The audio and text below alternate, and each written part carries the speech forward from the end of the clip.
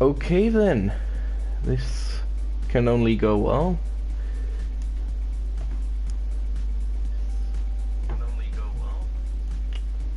Okay, audio seems to be working fine. So, hello anyone who's tuning in. Offapple here from Nukeshot Motorsport.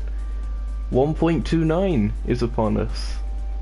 At last, it's been hyped up for a while. I was expecting it October, but it's here anyway now, November 6th.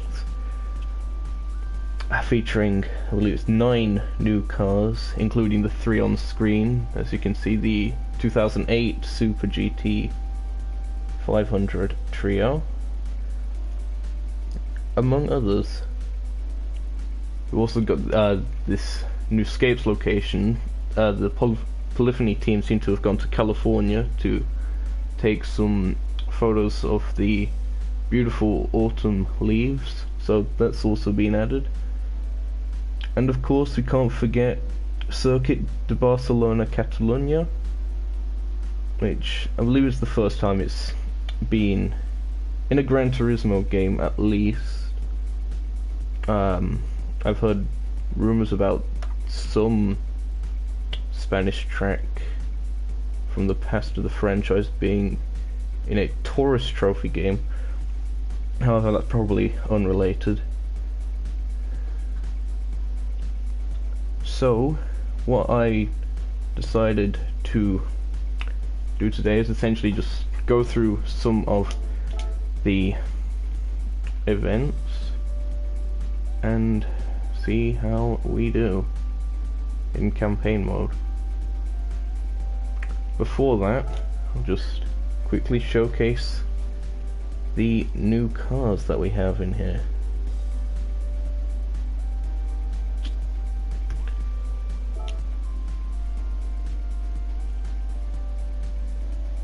Okay, so what do we have here? Jaguar. As you can see there, we have the E-Type Coupe from 1961. Looking very nice in that British racing green. Chrome. As shiny as you would expect it. Whew, that interior. Very classical.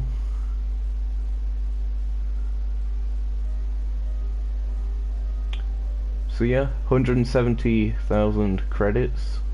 Don't recall what it was on previous games, but I know it wasn't that high of a high roller. You probably wouldn't even class it as a high roller, although you would in real life.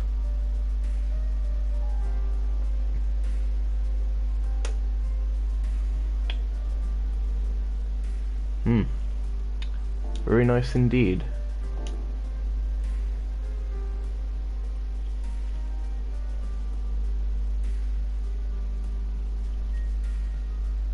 Also have a Mini.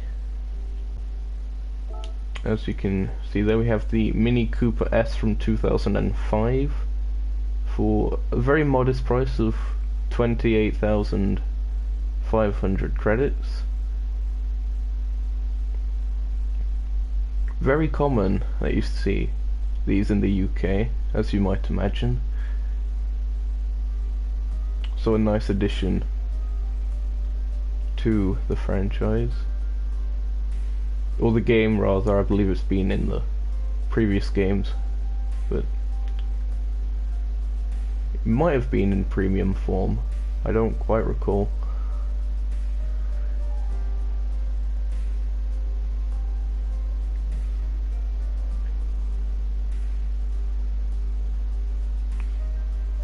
So yeah, that's looking quite nice there.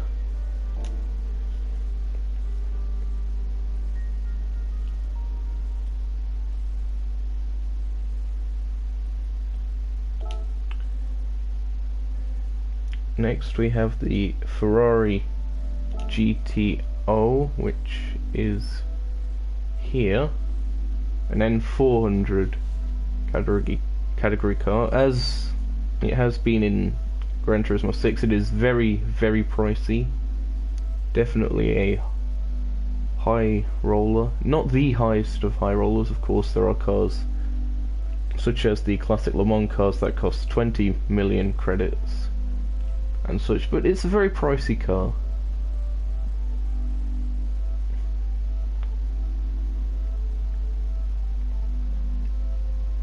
Of course, the majority of that price is down to what it stands for, being a GTR.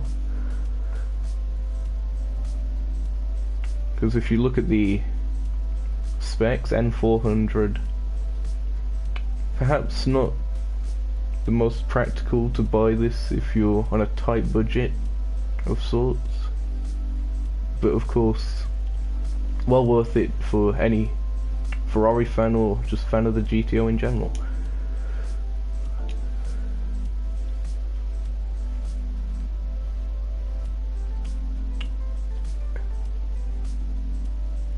Next we have Pagani making their return to the franchise with the 1.8 million credit Zonda R. In Group X, I can understand the reasoning behind that, as it's not even a track legal car, let alone road legal, and the N series of course focusing on road legal cars and non-electrics for some reason, hence the BMW i3.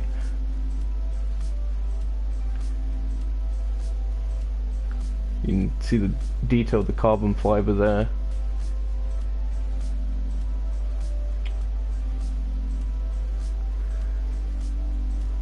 Very nice job by Polyphony again.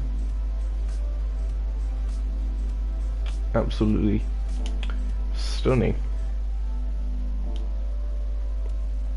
Another brand making its return to the franchise is Maserati, with a car aptly named for this game, the Gran Turismo S. I believe the S would stand for sport, at least in a general term, so it's very fitting that it would be added to the game. Perhaps we'll see even more Maseratis in the future. We will have to see.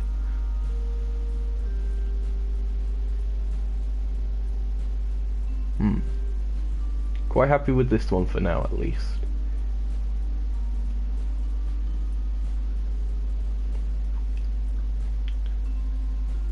Certainly looks the part. Again, another N400 car, so comparable to the Ferrari GTO in terms of spec. Maybe heavier, quite a significant chunk heavier, in fact, but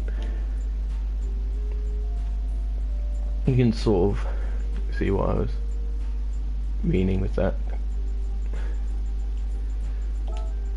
Going into the Asia Pacific region, we'll start off in Subaru as a very highly requested car from fans is finally making its appearance. It is the Subaru Impreza 22B. Very popular car. Of course famous for rallying mainly, of course featured in the initial D franchise as well. Popularized by rally drivers such as the late Colin McRae.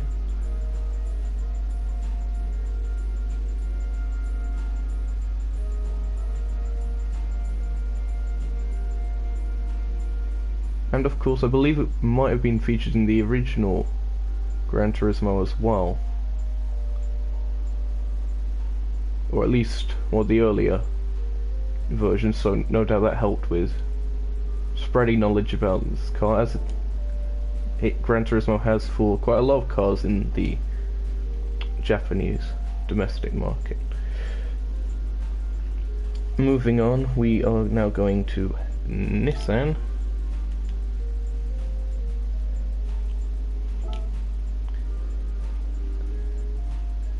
And as you can see here, alongside the Moto Alltech GTR from 2016, we have the 8-year-older Nismo GTR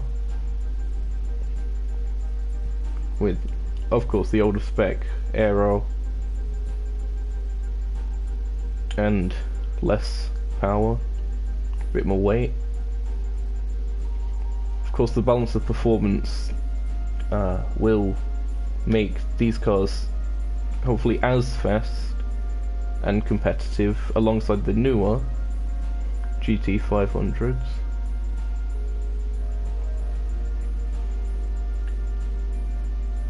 It'll be quite interesting to see how this all develops, because before, in the Group 2 category, all the cars were just running 100% power and weight.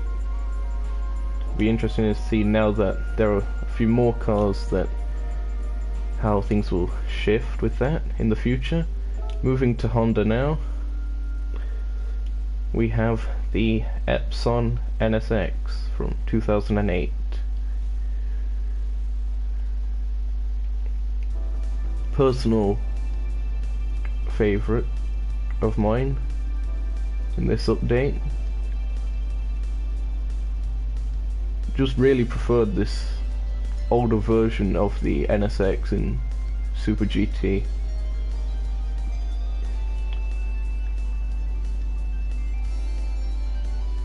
Like the new one as well, but just prefer this one. Something about it just looks more,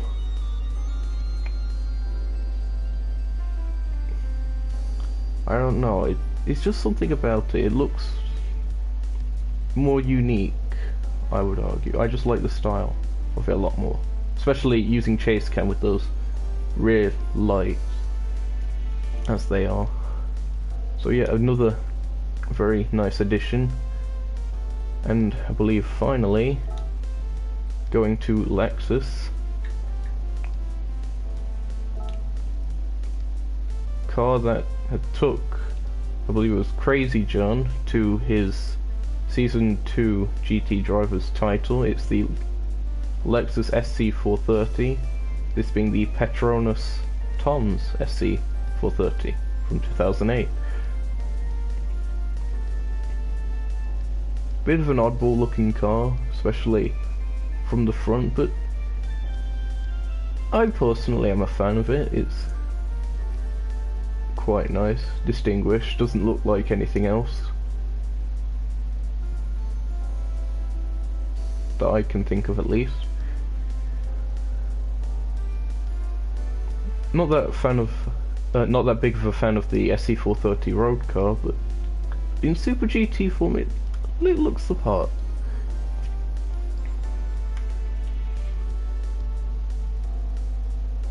Okay, so that's the cars out of the way.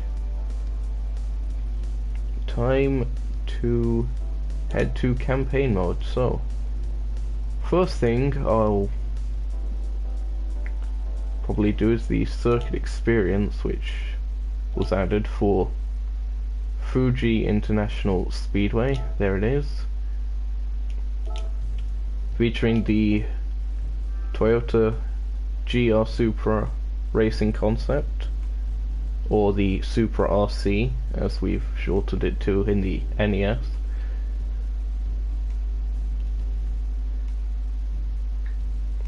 So from turn 1, known as TGR or Toyota Gazoo Racing Corner, and through turn 2. So the first little section on Fuji Speedway. Alright, let's switch that to 0. Is there any way I can cheat by using a softer compound? No. Gotta make sure of these things. So that's, yeah, okay, that's fine. So, on the friend ranking board, VRS Stig with a 21.579 is the time to beat. VRS Stig you might know from the Half the Race Gun streams of the M3 series. So, here we go, some driving at less. So, spot the braking point probably about there. No, it really wasn't. Let's retry that.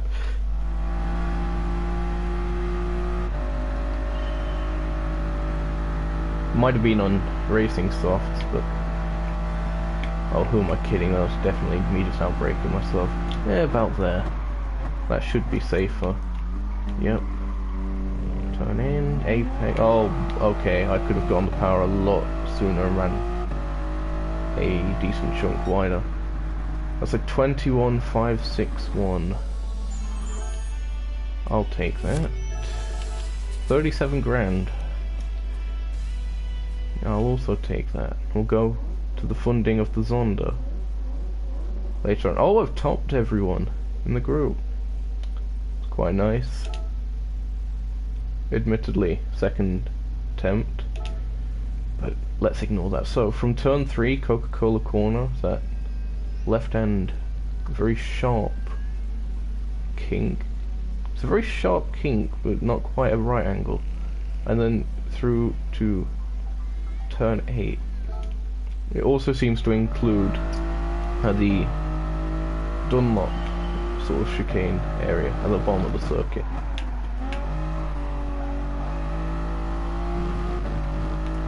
Oh, just clipped the line there. That might be a penalty.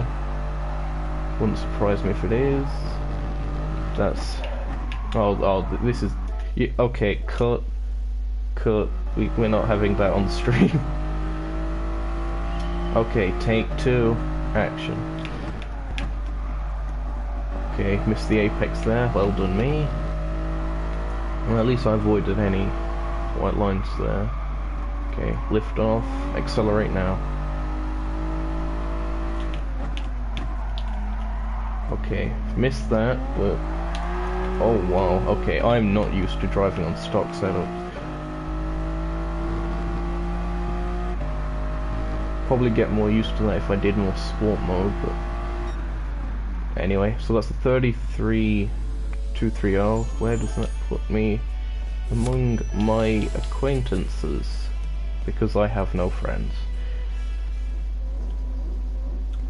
Bother.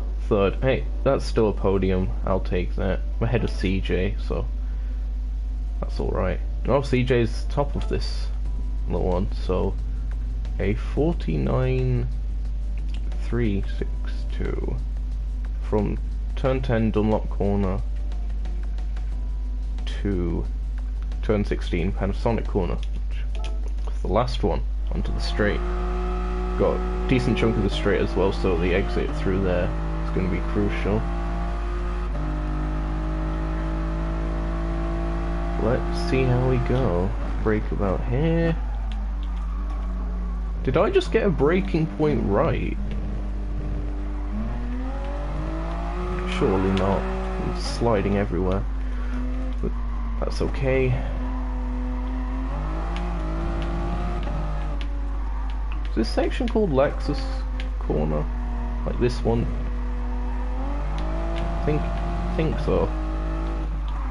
Please correct me if I'm wrong in the comments, because I doubt anyone will be tuning into this, as I haven't told anyone about it.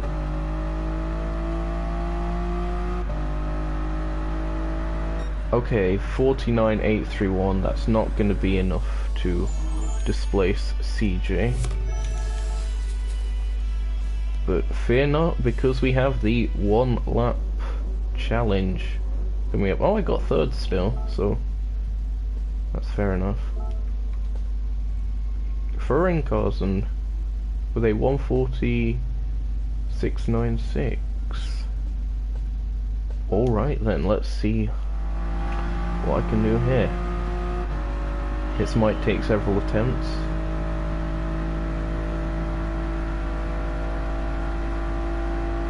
Okay, where's the braking? Right there, where the track sort of kinks a bit. Okay. Whoa, okay.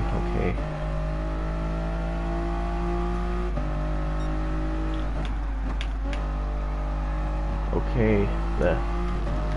Oh, whoa, okay, that's That might be a penalty. No? Okay, I'm not complaining. You know what? It wasn't a penalty.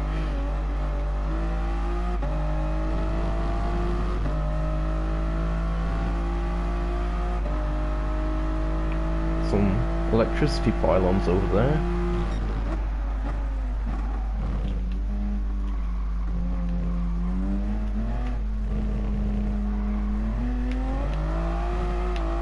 Okay, keep that as straight as possible through there, because that's where it likes to slide under acceleration. Okay, slow down. Oh, that was beautiful.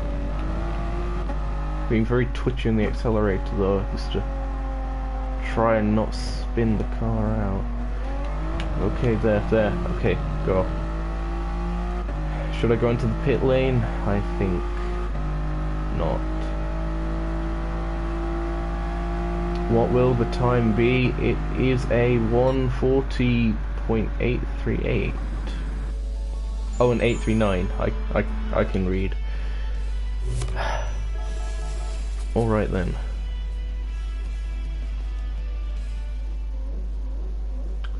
Fourth.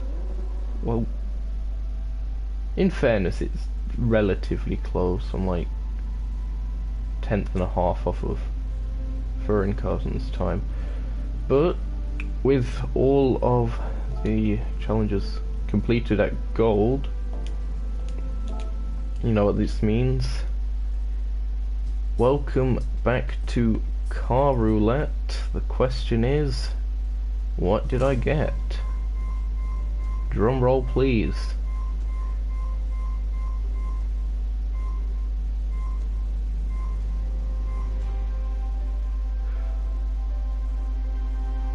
Alright, I'll take that. That was probably one of the better options, the Lamborghini Diavolo GT from 2000. An N600 car. Not sure if I have one of those already, so that's quite useful. Mastered Fuji International Speedway. Mastered in quotation marks, of course.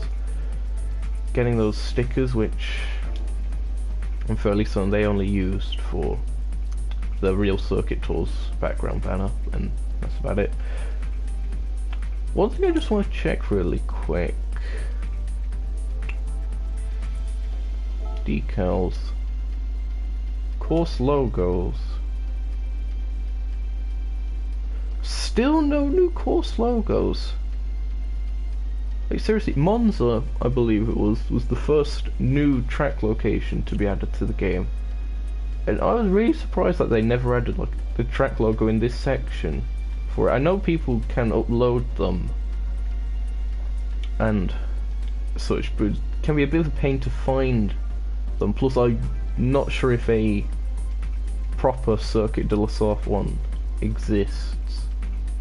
At least at the time of streaming. I've checked on several occasions. Had to splice a couple of elements together to create the event art for the NES. But yeah, Polyphony, I know you're not watching this, but get on it. We need these, or at least I need them to satisfy my OCD driven brain. Anyway, with circuit experience done, let's move on to the GT League and some exciting beginner events.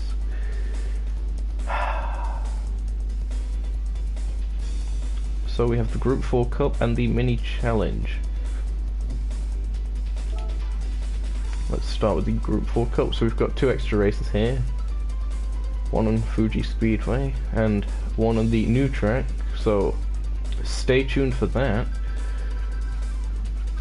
Fuji Speedway it is. What shall we use? I'm tempted by the 4C because it's got a livery I designed on it already. Quite a lot of these I just get from daily workouts and don't really do much with them, which is a shame. I've got quite a lot of them, as you can tell.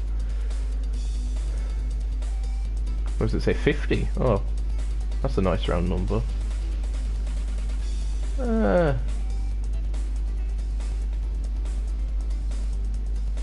We'll go with the 4C.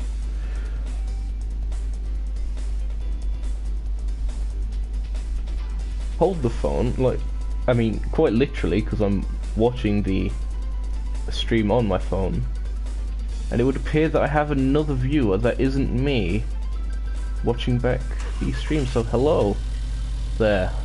If to quote Obi-Wan Kenobi himself, of course, unintentional memeing, the best kind. So yeah, I've got the chat open on my phone. If you want to say hi or anything, feel free to do so, or not. It's completely up to you.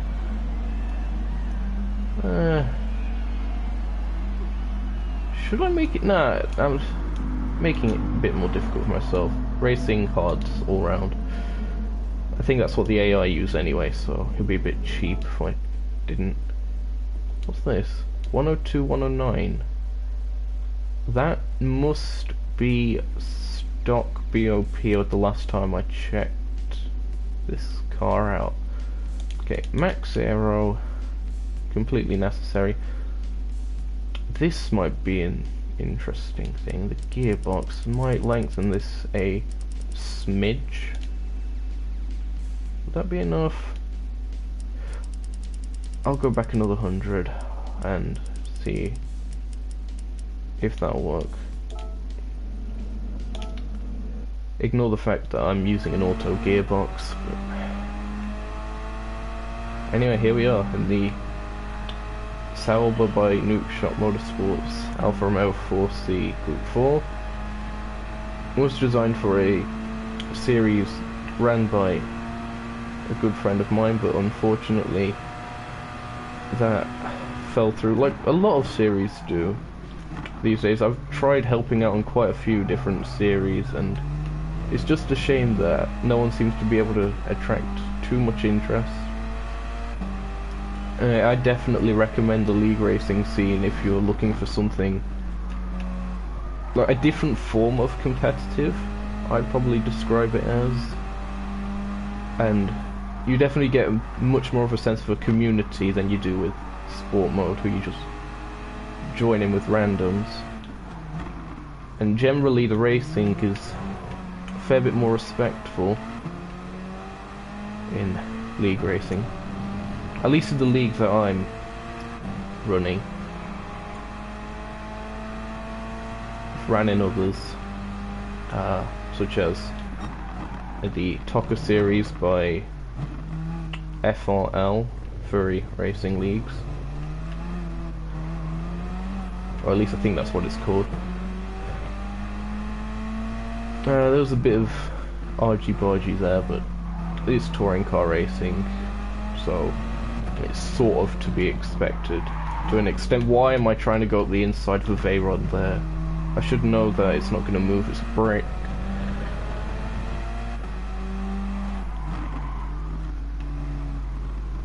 This is not my best driving, but it doesn't need to be, because it's a 3-lap race. At the end of lap 1, I'm already up to second. It looks like I have a power advantage. I only +2 on the stock power. Plus I believe I'm to the standard BOP, but it shouldn't be that bad. I think the AI at beginner difficulty don't use all of the throttle application. Certainly don't use much of the curbs. And I'm into the lead, and I'm 5.5 seconds up on my lap time, which I should hope I should be, because it's lap 2.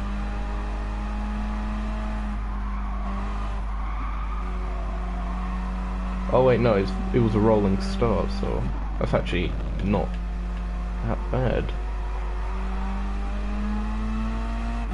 I'll see if I can start driving a bit more properly now.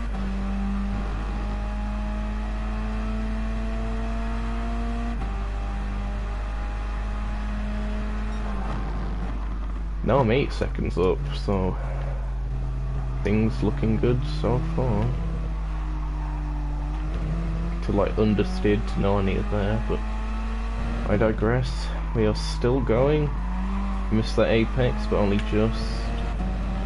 Okay, lift off, run wide as I like, and accelerate now.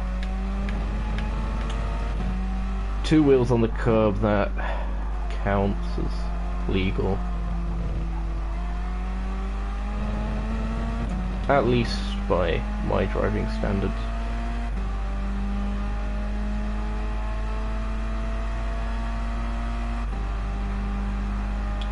Nothing to do on the straight, so let's just do a bit of weaving, eh?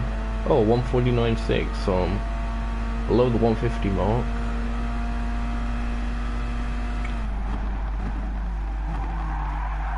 Whoa, okay, overcooked the front left there. Very shaky over the curbs.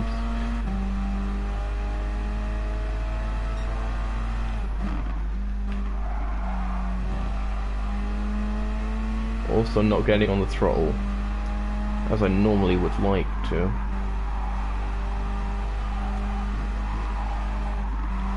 Oh. Okay, this section feels nicely hooked up.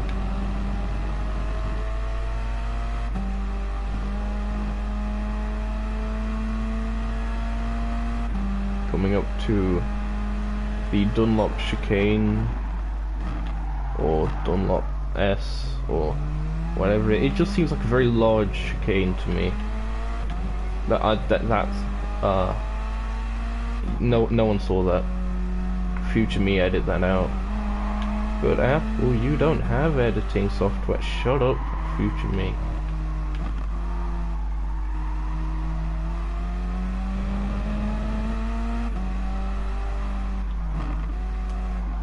Round the last corner now. Again, edit that out, future me. But words. Why not? We'll do a classic me finish and go into the pit lane. Take out that sort of marker there and a cross the line in fine fashion. Proof that I can win races. Cough cough Mika, cough cough. They just have to be offline and on beginner events. Anyway, on to the next one. I'm sure you guys are so excited. Circuit de Catalunya, or Circuit de Barcelona Catalunya Grand Prix layout. Quite a mouthful, especially compared to Suzuka Circuit, which is a Grand Prix layout as well, but still. So, what to use now? Should I stick to that? No, I'm gonna do something different.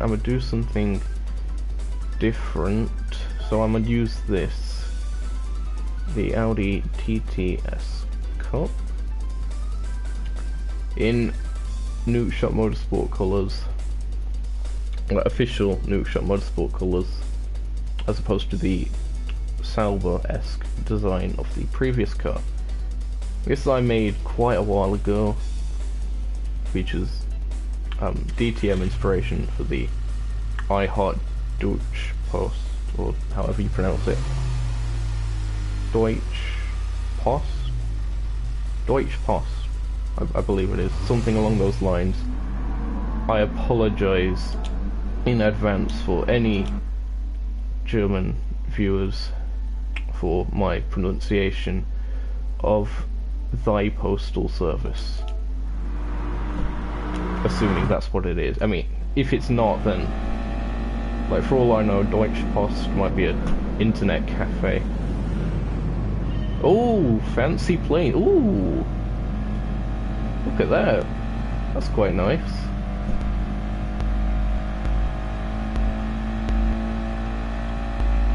And stop looking at the pranes. Again, more English. The one time I want to say English and I still managed to screw it up.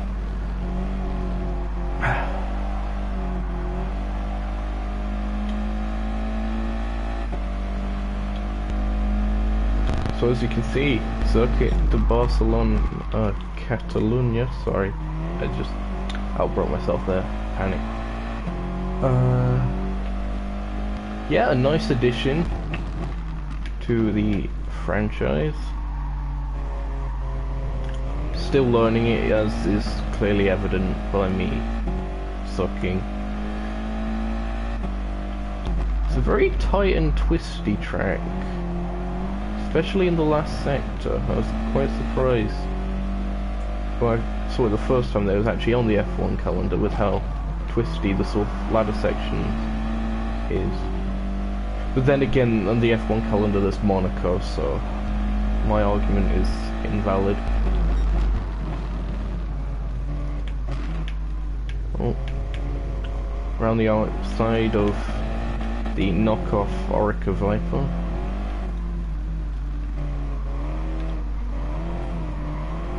This car being front wheel drive, it understeers as soon as you get on the throttle.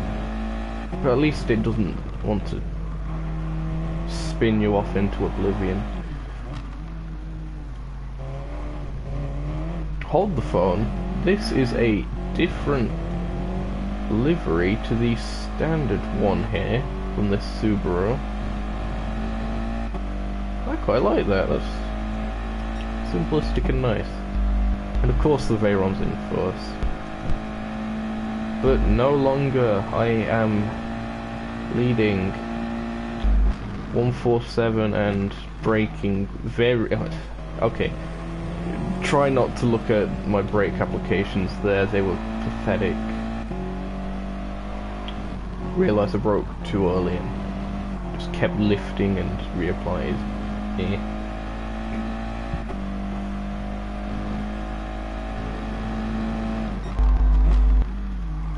Oh bother.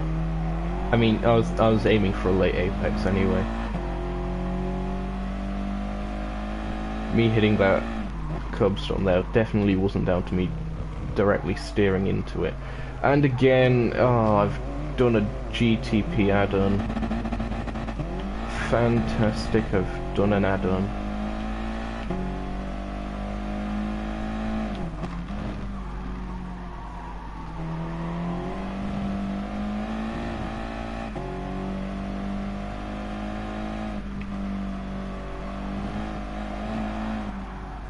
Oh, we're going on this layout by accident now, the 80s Grand Prix layout, as Snip informed me earlier today. You know what, we're going on this section as well, because why not? There's quite a lot of different layouts that you could make with this circuit. Potential in the future for Gran Turismo to add them officially. Still surprised that they haven't added the Nürburgring GPD layout, but still there's another chicane here, but it's blocked off by barriers, but quite a lot of them, so quite fun to go smashing into if you have nothing better to do. It's a very nice grandstand on the left as well.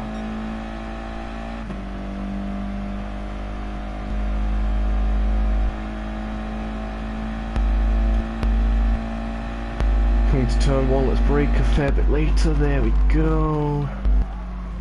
Let's actually see if I can set a decent lap here. Hello, helicopter. Hello, Apple. Wait, what? Helicopter, you're speaking to me.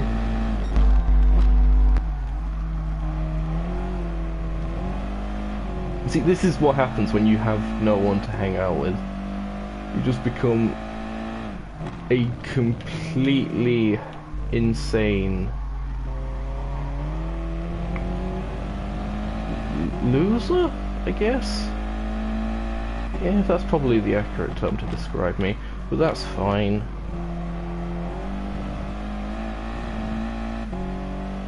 Oh no, that one viewer I had left. Of course. You know, I don't blame them. Let's use this route again.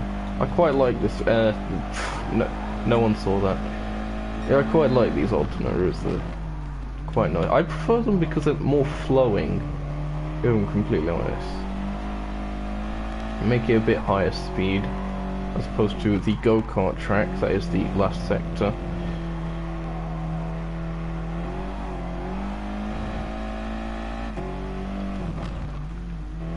Okay, let's use this chicane. There we go. For Sparta, I don't know. Oh no, I'm actually being caught up. Oh, wait, why am I worrying? I'm worrying on a beginner level event. I have such a sad existence, but I'm across the line. That's a 203.348. I recall saying at the start of the lap that I was gonna see if I could do a serious attempt at a lap, but of course not. Anyway, hope you've enjoyed seeing the many different racing lines of Circuit de Barcelona, Cataluna. Yes, Barcelona, Cataluna. That's the track we were just on. Wait, oh, was this always a thing? Oh, fair enough. Wait, hold on, you can change the refueling rate. Why can't we have access to this kind of stuff in, like, online lobbies? And why has Boost got an exclamation mark here?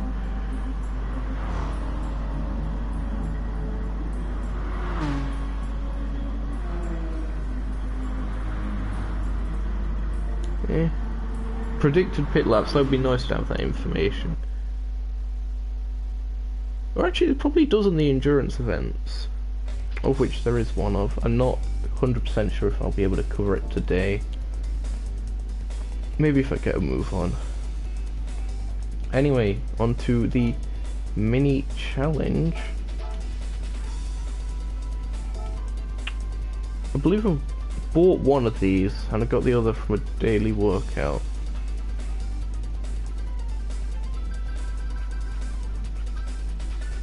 Oh, I've just realised that. Right, this might be not as competitive as I thought because it's going up against the 40-year younger Mini Cooper S.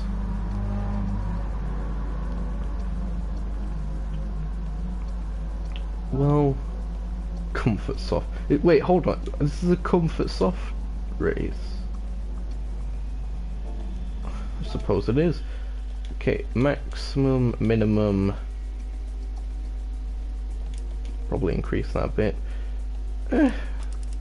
We'll increase this to 2.5. This to 1. Differential. Do that. I'll make sure to use, or to rather buy, the newer Mini for the next race, because that's probably the one you'd want to see with the update.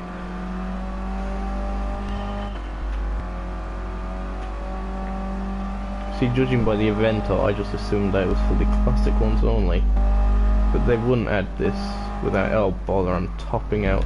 Whoa, lean. How do you like your milk? Full fat or lean? Nah, I mean, who doesn't have their milk semi-skimmed these days? That was an invisible wall there. Oh,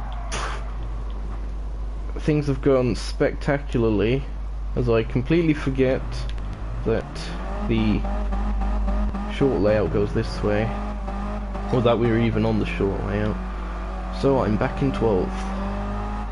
Not restarting because that's a waste of time. I apologise for the cringe that is me topping out. Oh bother. I'm so sorry. This is not my best display. by quite a stretch. In fairness, it's quite close to my best display. Down the inside, very cheekily there. The AI won't turn in on me because it is terrified of any variable, such as the player. And I'm all the way up into 7th again, and I'm topping out again. Hopefully that won't be too much of an issue going forward.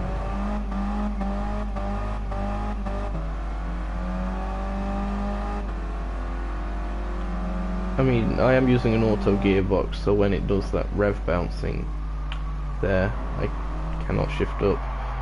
Mainly because I'm still in the process of learning how to use a manual transmission properly, mainly for race cars. I mean, I could do it with this quite easily, because it's relatively slow. But I just choose not to. Allows me to focus on the apex thing a lot more, even though I'm still not getting that right. Anyway, up to 4th. Oh, that one guy seems to have pulled away a bit. By the power of upgrades, I shall defeat thy.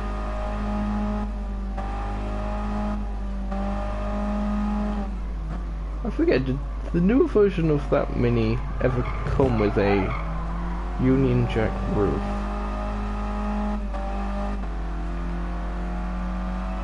So if it did, it'd perhaps be a nice addition if some of them were given that in the livery editor, who seem to definitely have made their own custom liveries for these GT League events before. Saw one of them in that one Group 4 race of that Subaru.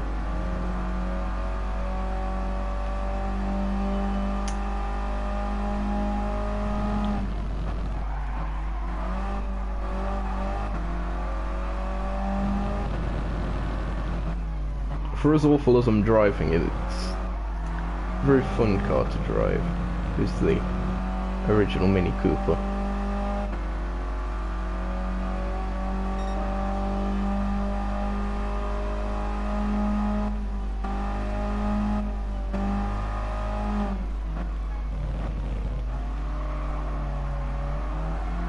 Look at all those people up there. They've all come to watch me make a complete fool of myself and still somehow get a win. I mean, if this was the case in like real life, quite a lot of people in the set would probably end up complaining that I've had such an advantage given to me with the power and such. But hey, that's why we have the virtual world, because actually no, more people probably complain in the virtual world than... Let's just ignore that analogy as I'm coming around the last corner, taking a sort of decent line, I guess. The checkered flag is out and across the line.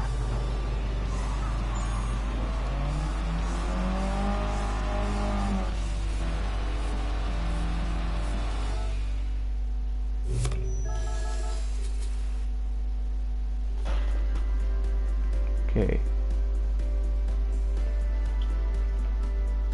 No messages in the chat as of yet, nor is there anyone watching besides myself, but that's okay. Anyway, onwards to buying the new Mini Cooper S. 10 people in a lobby. Perhaps everyone's just having a banter session or something. Unless there's some kind of league race going on, that might also be the case. Now, Modern Mini is German, so that's why it's in the Germany section. But the Mini Cooper S that I was just driving there was British. So it's sort of a weird sort of in between with that. What should I go for? Well, let's just go with the... I don't know, it's between these two mainly. I mean, we've got all these other colours, but... I think I'm digging the electric blue. Yeah, let's go for it. I mean, I'm probably gonna win this car in this exact colour 5 times on the daily workouts, but doesn't matter. I'll leave it stock, and I'll go back to the beginner section of GT League. Mini challenge, the smallest of challenges.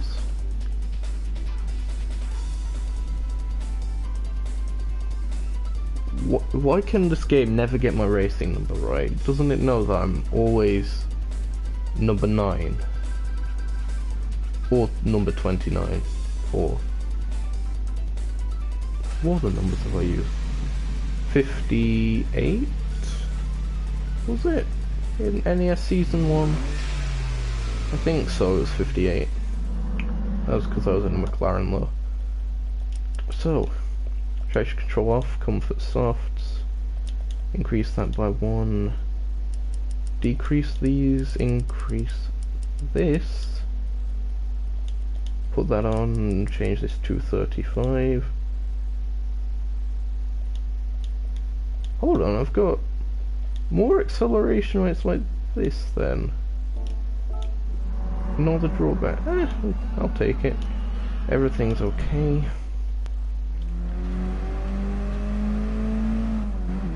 What I could try for the race after this one is manual gears. That might be a laugh. So you can see how horrible my gear changing is, even with a category car as slow as this. Well, this thing looks quite nice, if I'm completely honest.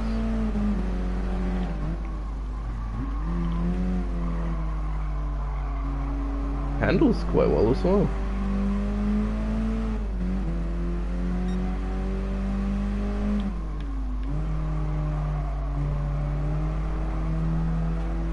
Oh, there we go.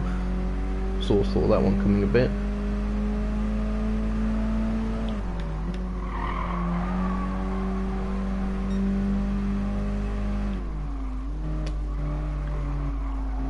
Brands Hatch Indy Circuit, of course. Been in the game since day 1. Made its debut in Gran Turismo 6. It was on the NES calendar for a while. I believe we've had it in Season 2 and Season 3, and I'm running wide up Paddock Hill, but I'm okay.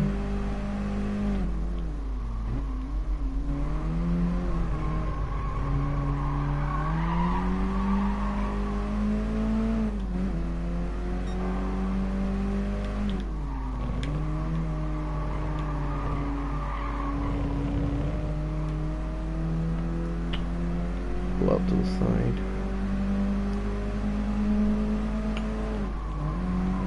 And with 3 laps left, I'm into first.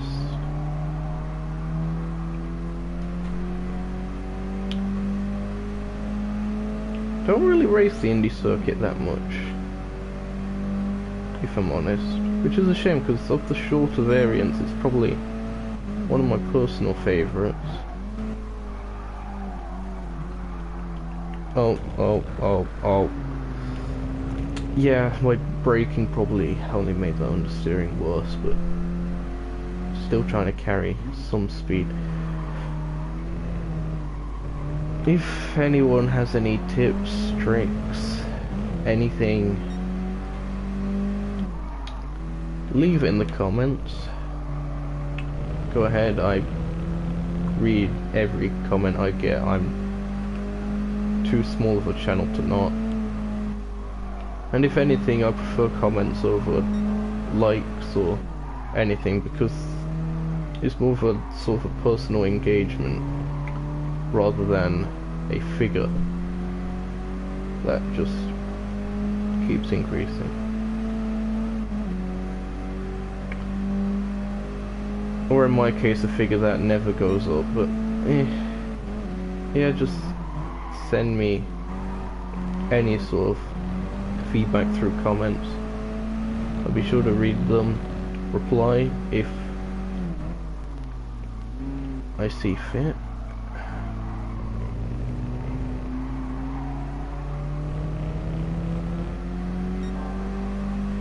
Still getting to grips with the whole YouTube and streaming stuff.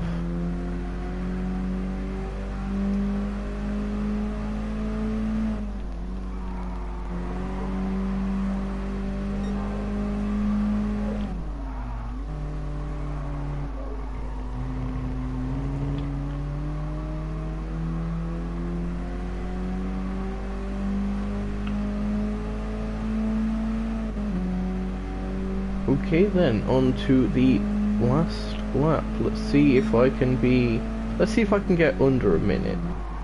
Let's see if under a minute is possible.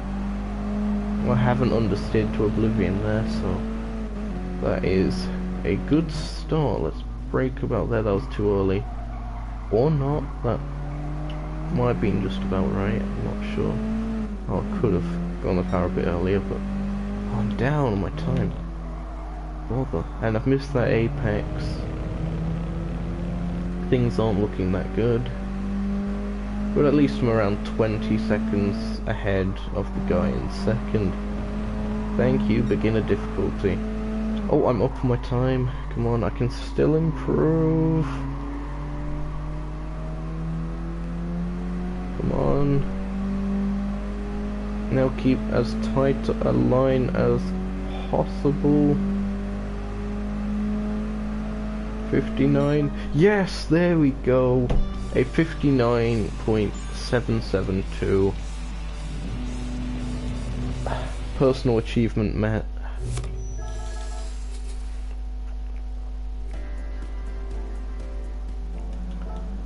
Alright, now for the final race of the mini challenge on Tokyo Expressway. The central inner loop. Absolute nightmare in terms of racing on this track competitively, with how narrow, blind and twisty it is. Hence we're using the East Outer Loop variant in the Nukeshot Endurance series. I keep mentioning the NES a lot, but I suppose that's just what I have to talk about, really. Moment of truth. Mistakes were made today. Okay, let's see how I go.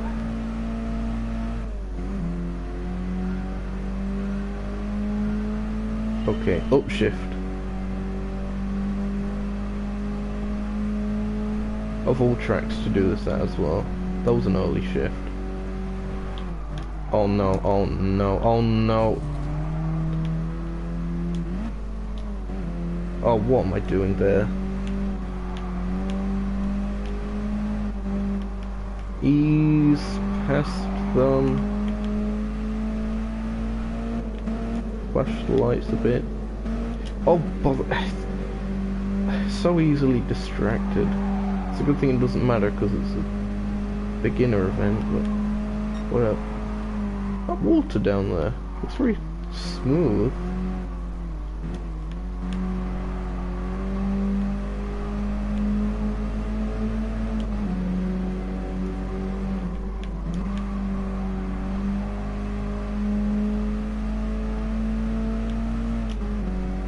Whoa, oh, oh no. Wolves are closed in a bit there. hold it.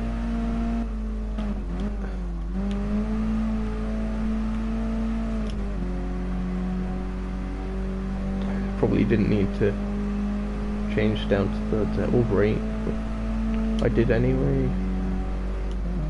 Oh, there's a 6th gear, I just found that out.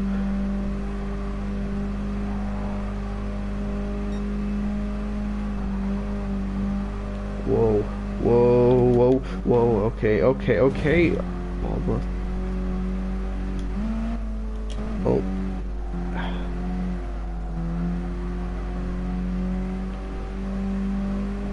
Okay then. How much more of this can my feeble body take?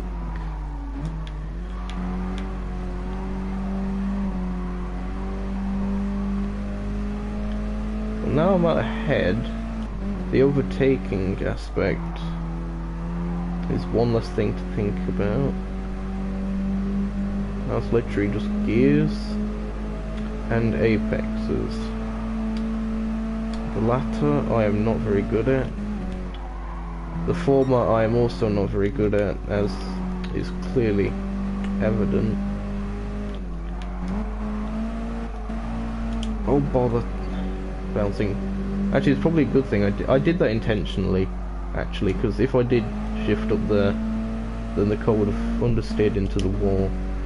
Me forgetting to change up there was also intentional, because I don't know, I was feeling bad for the AI, wanted to slow down just a bit.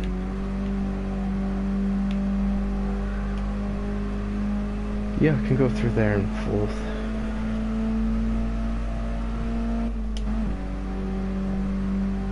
Oh, that's probably the worst of the changes yet.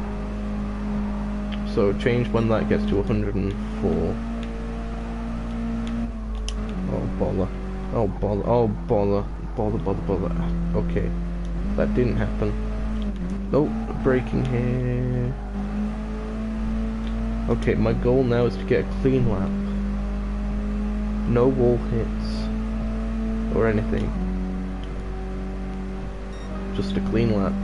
143.696. Oh, well, as soon as I mentioned that, oh bother. And now I have to think. This is why I don't race manual. I can't process stuff. It's also why I shouldn't really be checking best lap times mid-race. Still got that 20-second gap. That was an early shift.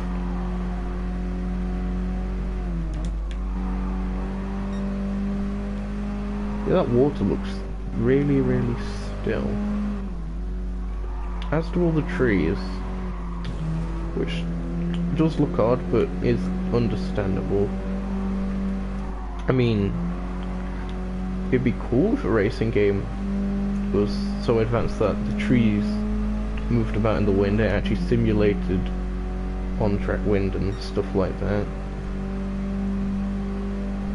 And I think that'll come with, like, maybe the PlayStation 6.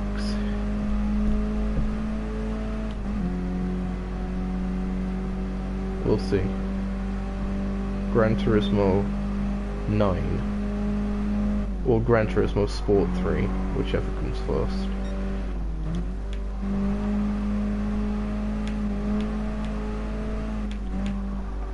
Oh, I actually not got completely smushed that time. There we go. Into 6 and into the pits.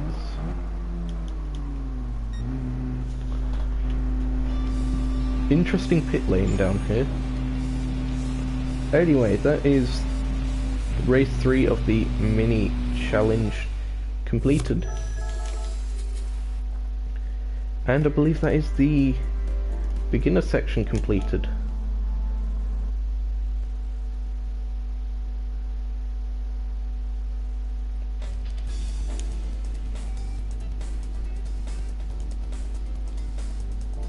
Yep. On to Amateur League. What do we have here then? So, Nothing new in terms of brand new series, but we have 2 extra races in the Boxer Spirit tournament for Boxer engine cars. Fitting enough for a certain car which I am about to buy right now from this update. You notice they tend to add events that are, and update events that are quite specific to the cars that they add. For example, the last race we did with the Mini, made a championship for that.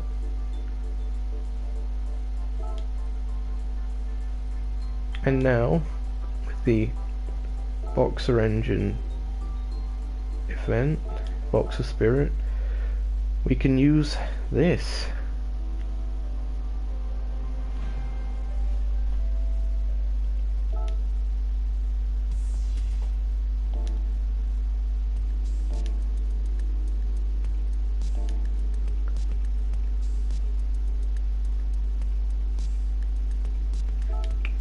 Quite a lot of this music, I've noticed, doesn't seem to play when I'm not streaming. It's quite nice. Okay, so we've got 4 laps of Big Willow and 8 laps of Tsukuba. And we have a very spicy and very new car here. Oh, number 1. I'm a reigning champion. Is that WRX in magenta Warriors colours? The one that was on pole, judging by the paint chip thing. You know, the icon that says what colour it is. That's interesting. It's probably not, but hey, anything to get a magenta Warriors reference in there. That down. Oh, we can go sport. We'll stick with sports hard. Right, what kind of power is everyone running? The maximum's 493.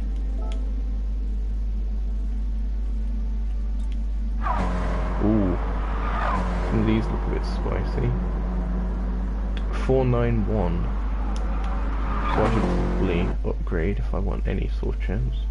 How much does it upgrade to now? 339. That'll do. 488. Increase that. That to about there. That to about there. This here, this can go to 25. This 210, this 25, this 235.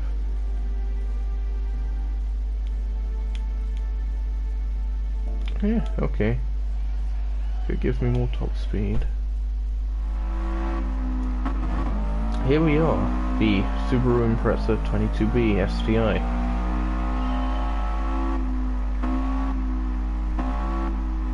And I'm still... I keep forgetting this. No one saw that.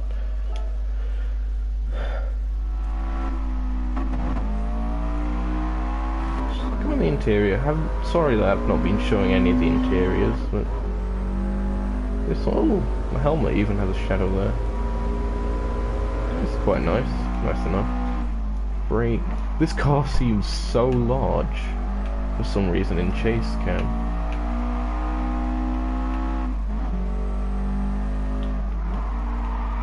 Oh, I'm so sorry, Mr. Hachiroku. Mr. Fujiwara himself. Oh wait, no, it literally says V. Simpson. Long lost British cousin of the B. Simpson family.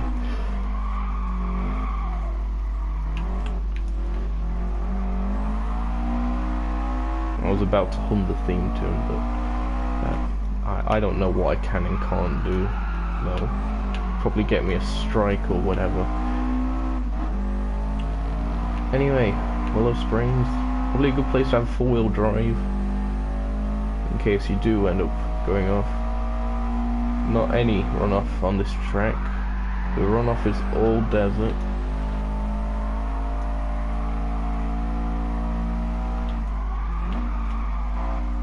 All dirt and gravel, sand. So yeah, four-wheel drive certainly has it. Yeah. Hazards look alright. I don't know. When I'm braking, the lights look alright. I suppose it's just the style of light back then. They just sort of looked a bit almost like fogged over. That's probably just how it is. I know, like on at least older cars that I work on at my college, that's generally the case. When braking, you can see quite a lot of detail in the actual brake light assembly, so that's nice enough. Oh no, okay. I'll just edit that out. But Apple, you already mentioned that you don't have editing, so shut up, future me.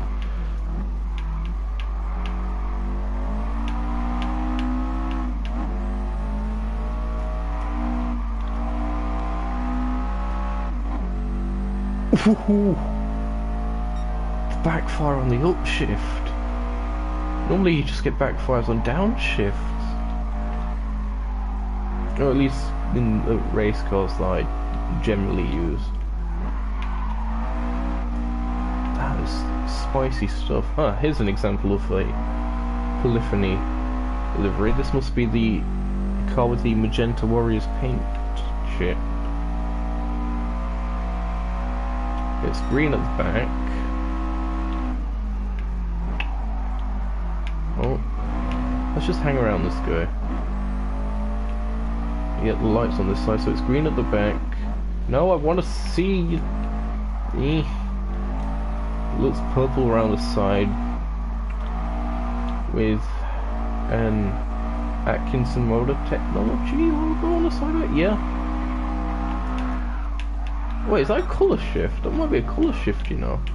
It is. Is that the BPY colour shift? Where am I going? I've rolled the car.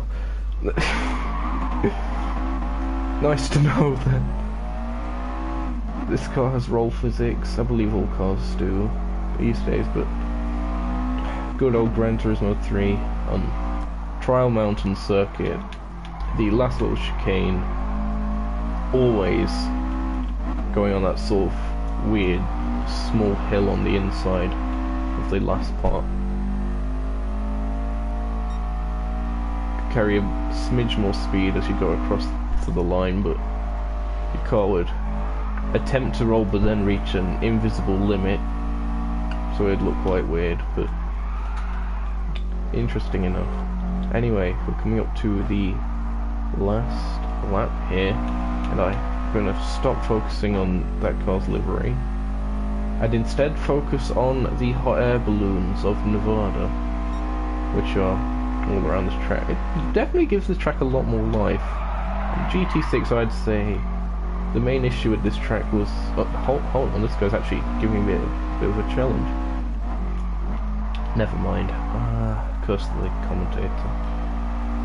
But yeah, I'd say on GT6 Willow Springs suffered a bit from a lack of atmosphere in a way, because I mean it is in the middle of the desert, so it's completely understandable, and it's not really used for any major racing series. But what they've done that was, even like here with the crowds just sort of standing around, and with the hot air balloons as well, it gives the track a lot more life to it. So that's quite enjoyable. Of course, there are still the routes on the inside, which I occasionally use on random online lobbies as makeshift rally stages. Good fun there. Not been taking any ideal lines on this race, I apologise, but especially there. But hey, nice to see this car going off-road. We'll go off-road as we come across the line. There we go.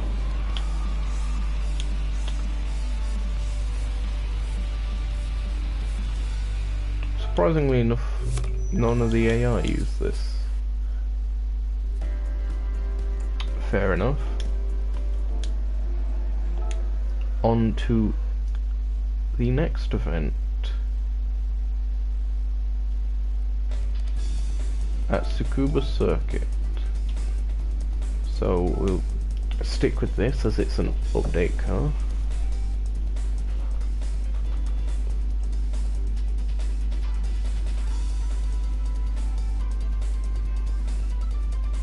I don't know, if you'd put that sort of rear wing and bonnet scoop especially on any other car, it would just come across as looking a bit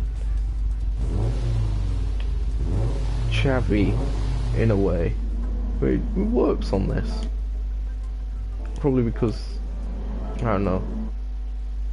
I genuinely don't know, it just sort of works. Wait, did I say roof scoop? If I said roof scoop, I meant hood scoop. Or bonnet scoop because I'm British and... Anyway, Tsukuba Circuit. Another nice addition when we first got it.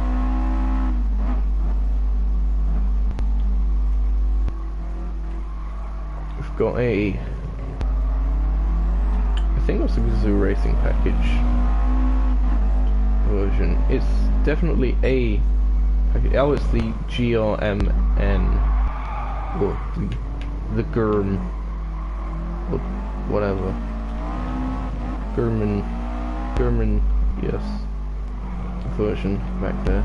We've also got this, which is another polyphony liveried car, can measurements, and I apologise for that awful driving game. I have not outbroke myself for once in my life. Going through the hairpin. Less familiar with the corner names on Tsukuba Circuit, which is a shame. I should probably just look up all these different circuits that are in the game and just study them for a bit. Probably take a college course on circuit corner names or something, if that's even a thing, which it isn't, but I could start it. If anyone's interested in enrolling at Offaple's Academy of the awful apexing and the experimenting lines and corner names and such, just, I don't know, send me your bank details and we can start a conversation. Disclaimer, do not actually send me your bank details, you scrubs.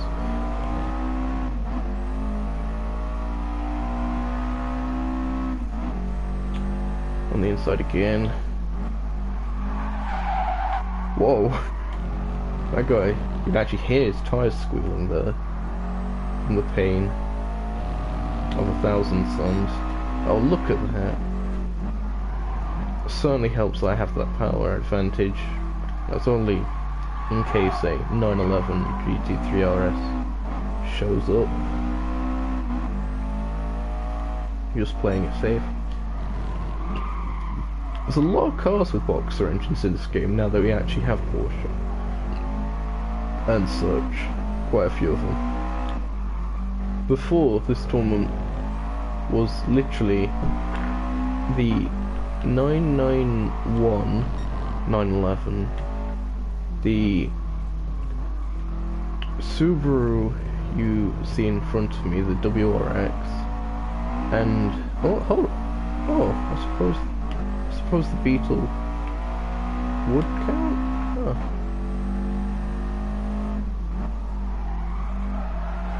Yeah, the Beetle would count, wouldn't it? It's a flat engine.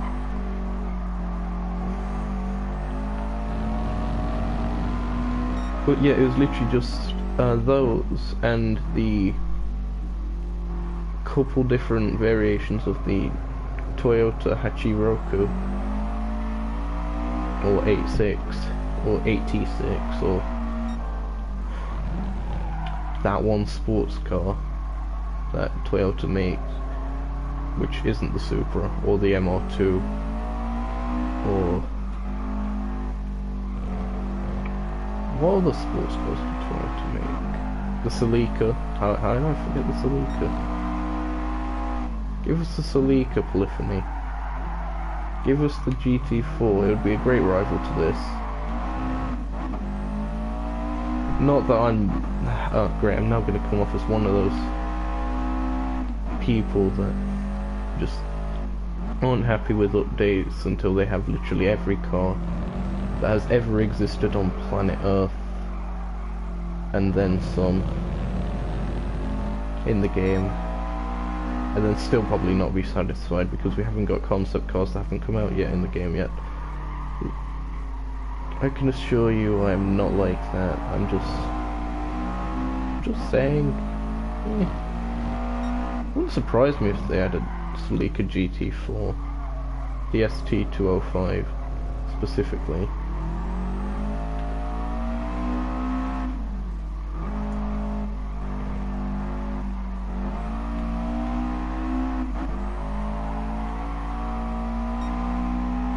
But of course that's with my tinfoil hat on. Rumours of, is it Laguna Seca and Côte d'Azur, or Côte d'Azur, or d'Azur, or the Monaco Street Circuit rebranded because licensing are coming at some point. People speculating. I mean, regarding that, I believe Kaz said, Kaz being the creator of Gran Turismo and producer and such, yeah, I believe he said at the European finals, when asked by someone, I think from GT Planet, it was an interview they did with him, that there might be a possibility of a track at the Americas event, but of course there wasn't. But Kaz said maybe, and then sort of ended it there. But, or possibly, or one of those sort of similar words. So, a possible thing that's happened is they were thinking about Laguna Seca, adding it for that event as their sort of showcase track, like we had Fuji for the Asia Oceania finals and Catalunya for the Euro finals. So perhaps they was going to do the same with Laguna Seca, but it wasn't ready in time. Who knows? Well, Kaz and the rest of the Polyphony team. But yeah, it's interesting stuff. Not confirming anything at all as I take this layout, because why not? I'm one for taking different layouts. But yeah, that was something that there was some article on, was it Forbes?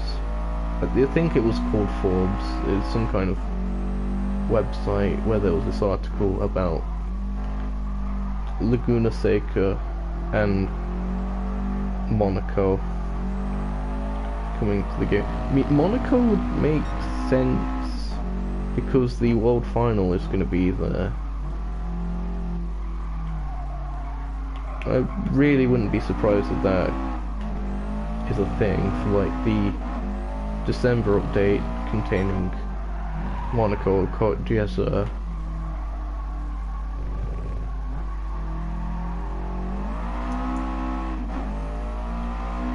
But of course, we can only speculate. Nothing has been confirmed at all at this point. Don't even know if we will get an update in December. Didn't October, because it was pushed back to November. Of course, Polyphony being busy with the World Tour events and stuff like that, completely understandable that they had a month to focus on that. They might have separate teams for those different things, possibly. Anyway, after all of that, I am across the line, and I've just proven to myself that I can ramble about stuff for 8 relatively dreary laps around Tsukuba. Well, it's a nice twisty circuit. I suppose it's enjoyable, relaxing, in a way. So that concludes the Boxer Spirit tournament, until they inevitably add 2 more races.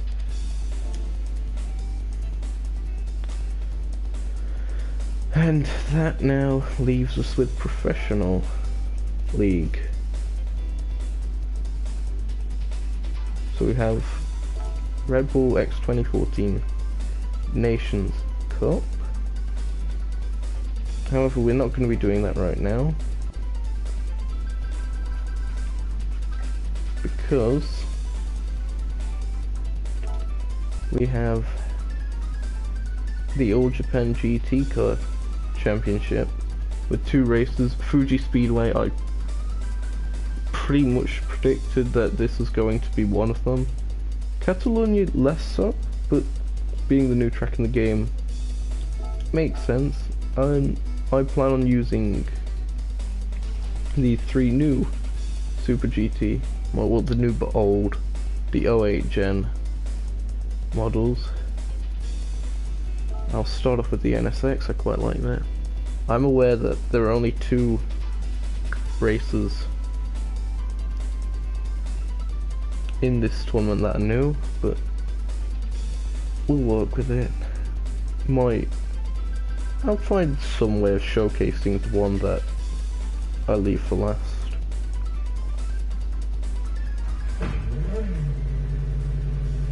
One thing that I find a bit odd about this tournament is it starts you in the middle of the GT3 pack, as opposed to at the back of the train of Group 2s, or the Super GT cars. It's a bit odd. Mediums? Be right back in a second.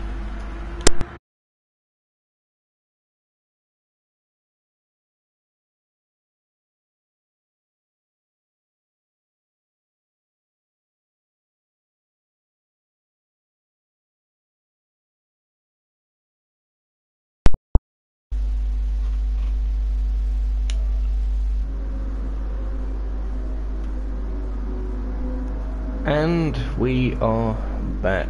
My apologies for that, but should be okay now. So mediums, we'll go mediums because these gen cars are a smidge heavier and have less aero. So as you can see, this is with BOP on. I worked this out, or I set this in a time trial session I did earlier today. So it's 121% power and 100% weight. Wouldn't be surprised if this goes down, especially because it has lesser aerodynamics than the more modern ones. But racing mediums will make up for that for now. I've also modified the suspension a bit, and the rest.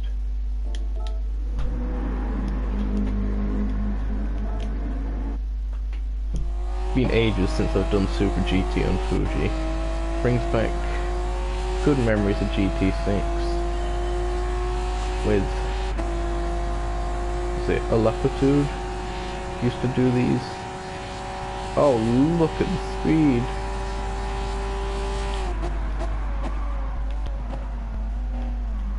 And the sound of this NSX, I really like it. Sounds like a chainsaw on wheels, and it's amazing. Why I wanted to use it first. Also because it's my personal favourite looking, as I believe I mentioned towards the start of the stream. Oh, the fantastic cornering. I don't remember it being this good. It's very twitchy though.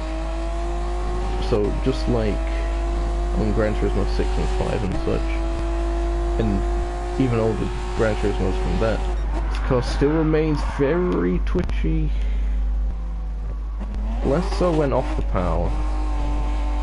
It's mainly just applying power on exit. It becomes very skittish. So I'm right on the back of the Patronus Tom's SC430. I don't think Polyphony's done any liveries to the 08 generation cars for this championship. They have for the 16 generation cars. Anyway, we're around the outside of that. Helkinen. Coming up to Sorrentino in the slipstream. Go to the outside, look at that. Of course these guys will be a lot slower because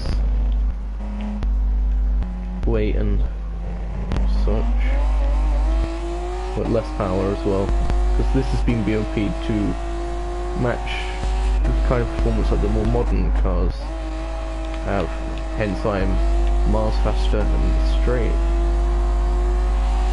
compared to this guy who looks quite familiar.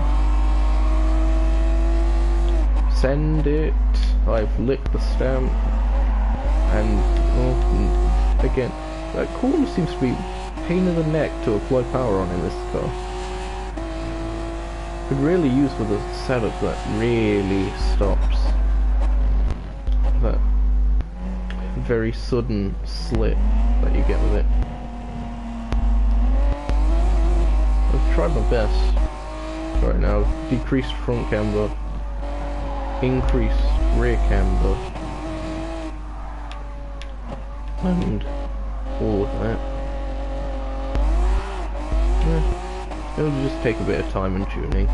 It is, of course, the first day of the update.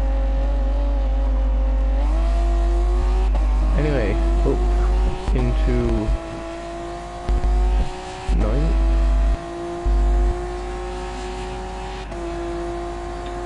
It would seem I have an advantage on the straights compared to these guys anyway, so perhaps the lack of cornering is made up by the straight line advantage of these cars, a bit like the Group C cars in the Group 1 category compared to the Le Mans prototypes. Or the more modern Le Mans prototypes, I should say. Group C cars were Le Mans prototypes of their era.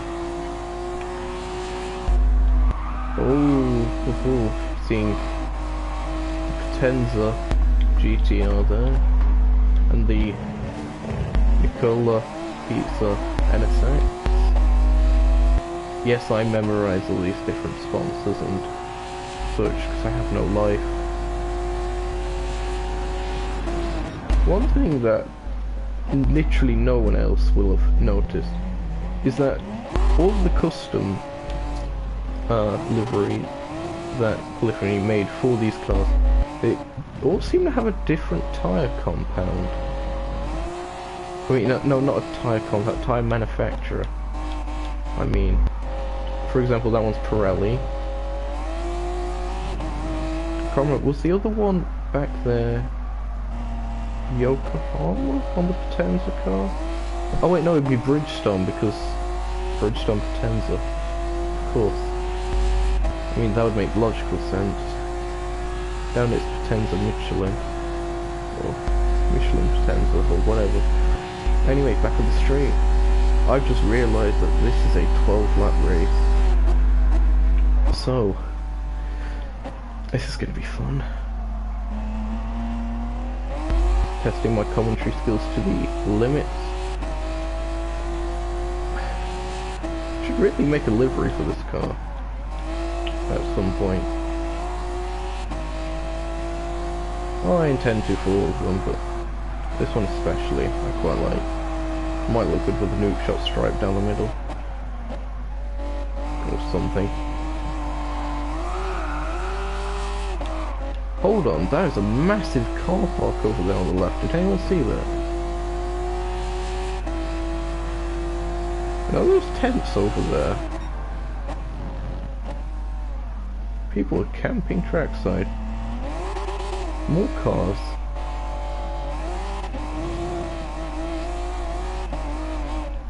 And some kind of safety hazard of a platform that a marshal's standing on.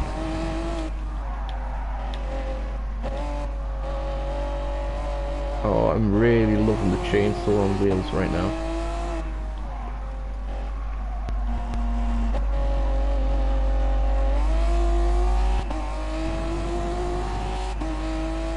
Handles a bit like a chainsaw as well.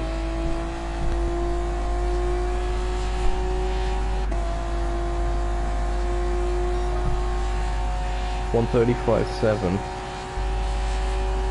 I believe on GT6, when it did the Latitude, he was doing well if he did a 140. That was the general lap times back then, so that shows the sort of difference in pace that this car BOP'd to the modern car. The difference sort of there. I think I normally set like 143s because I was a scrub back then. I'm still a scrub now, but less so. Oh, ride that curb, that's beautiful. Right there. Coming into Dunlop. You can tell it's Dunlop because there's a massive sign that says it.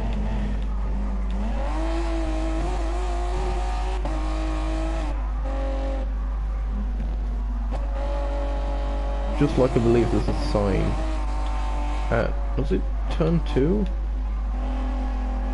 For Audi. I believe that was called Audi Curve.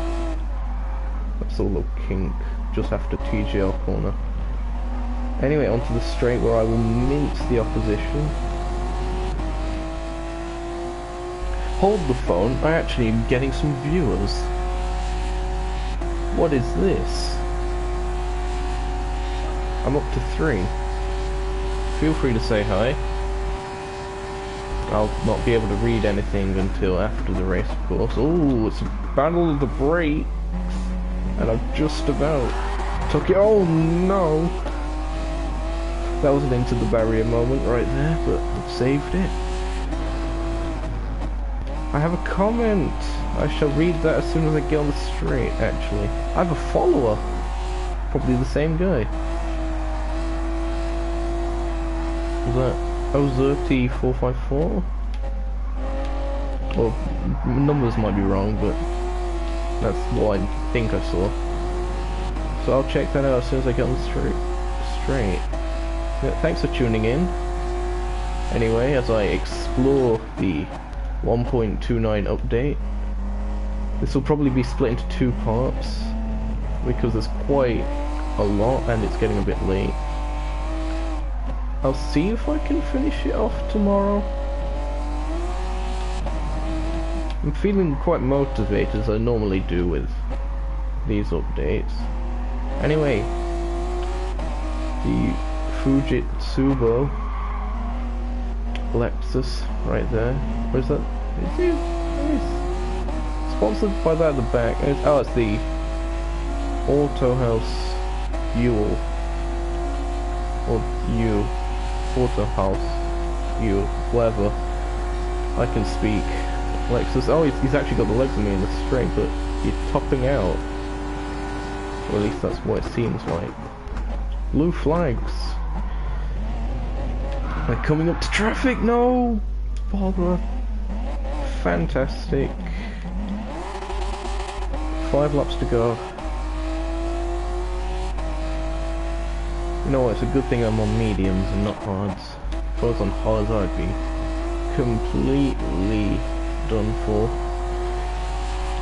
Okay, let's actually concentrate for a bit. Sorry if my commentary will be lacking for a while, but I'm going to start driving a bit more serious now. That was a bit of a spicy exit. Hopefully the traffic will actually hold them up quite a bit. Looking like it will, unless they're coming through to Dunlop. Oh bother, just noticed that AU Tom's car is already through. The Motor Alltech car is being held up a tree. Dive bomb! Oh my, that will, oh, you see what I mean about it just sort of being very twitchy on the power. Even by Group 2 standards, like that no one saw that bump. No one. Future me, edit that out. What? No, this joke's getting old. Already used it like 4 times in the same stream. Look at this acceleration the chainsaw has on the Motor Alltech GTR. Beautiful stuff.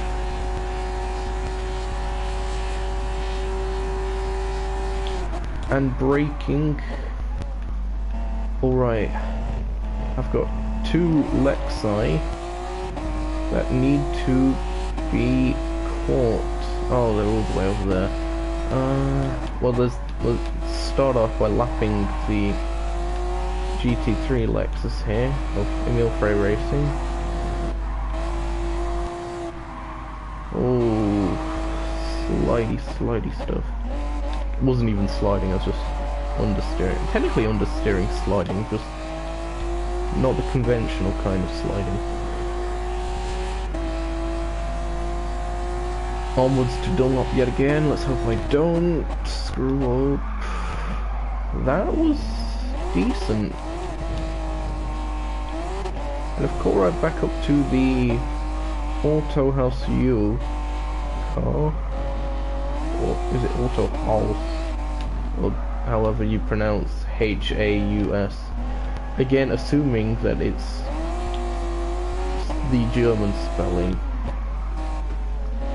for that.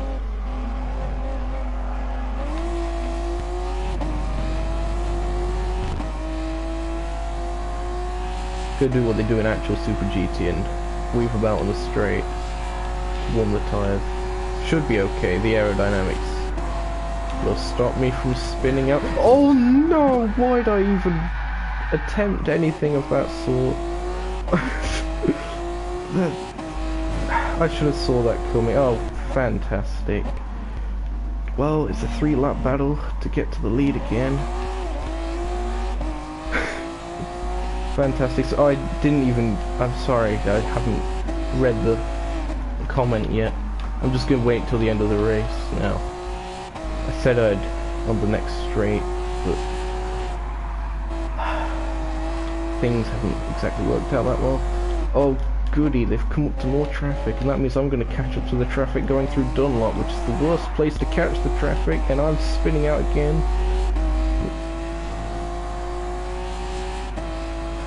The chainsaw lives on. Oh, the AU car is being held a treat by that Citroen. GTR, get out of the way. You're not even in the Gainer 10X livery. What are you doing here?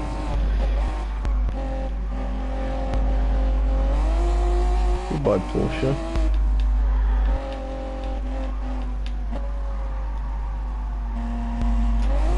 Okay.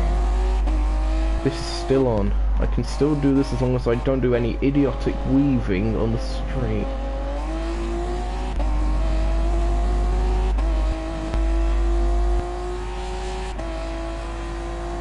Come on, I'm in the slipstream. Chainsaw, go! I'm gonna start topping out any second. Oh, he's topping out. Great.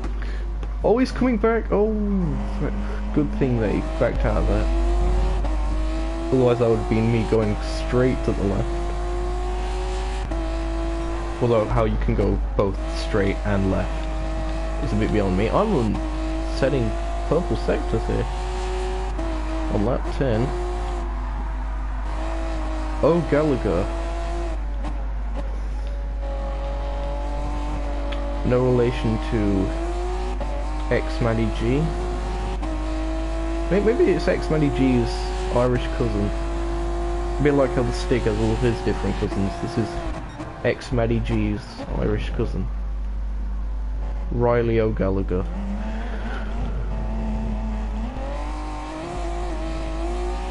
Not going to attempt an Irish accent because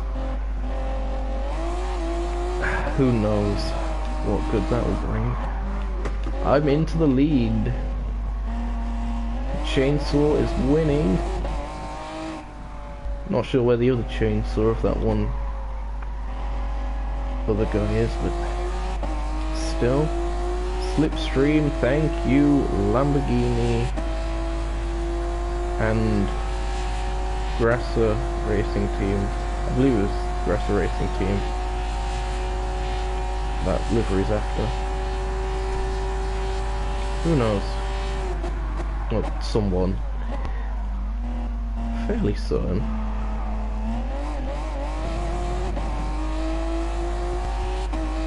Got a bit tense as I went over that curve there. All about focus and not screwing up and not weaving on the straight, because that will end up in some kind of suicide dive by the AI, which totally wasn't my fault for weaving in the first place. Fantastic, dirt on the tyres. The inside tyres as well. Or inside for this corner.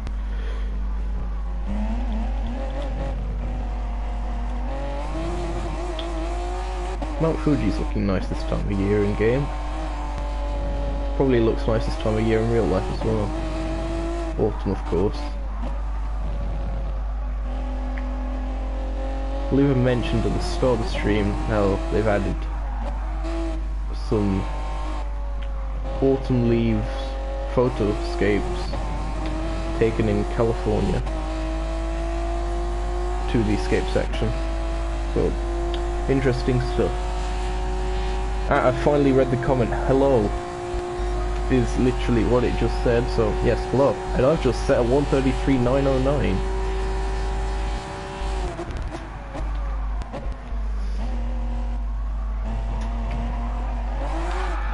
Oh no, no. Don't throw it away now. Riley O'Gallagher's only 3 seconds behind.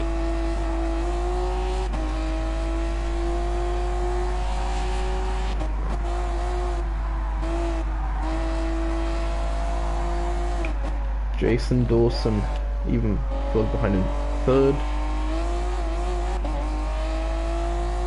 Leroy Raymond in 4th. Petter Schmid in 5th. Trying to think of other first names I can give to the AI, but probably should focus on the driving for once, especially through this section where acceleration is key.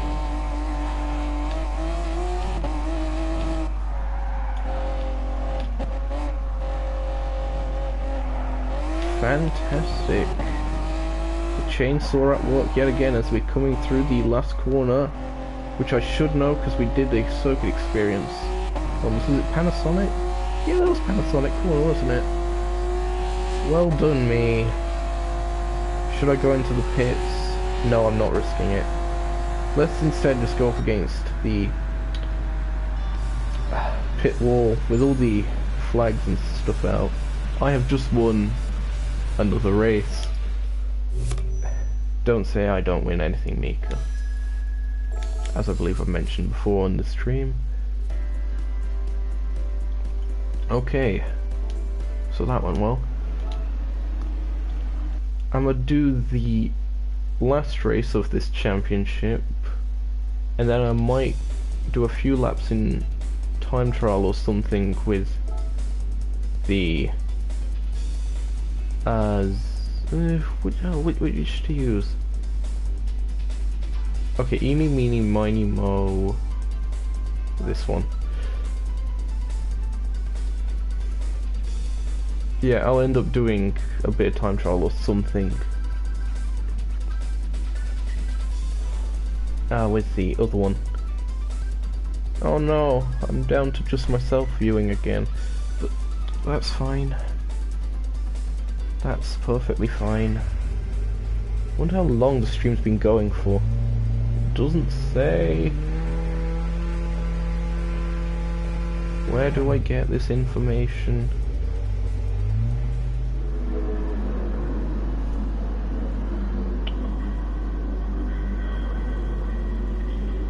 Where does it say? I'll refresh the page. No. Well, let's just get back to the live chat if anyone says anything. Okay. We'll go mediums again, that seemed to work alright. Again, the 130% power is what I found out the BOP is for this car. That's quite nice. This should be a fair bit more stable than the NSX prior to this, so hopefully things will go well. We are in the Lexus SC430 of Patronus Tom's team, and we have the Spanish flag in form of jet smoke going across again. Was there any of that in the last race? Where even was the last one? Fuji? I literally, short memory, loss, term, words. This car handles so well compared to these GT3 machines. Dive bomb! Oh my, 2 wheels on the curb, that counts. My conscience is okay with that. This Subaru almost seems like it was designed to GT300 regulations, if anything. Which is really cool, well, that's a thing. That and like the Mitsubishi, there's stuff like that, certain Group 3 cars that really do seem to fit the GT300 sort of style a bit more. I mean, hopefully, fingers crossed a bit, it would be cool to see the return of the RE Amemiya RX-7.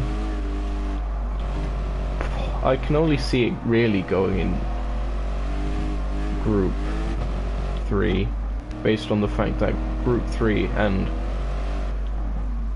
the GT300 category style things are sort of merged. At least, well, essentially how it works, if you didn't know, is you can enter GT3 cars in the GT300 category. As I passed my teammate who did not exist in this.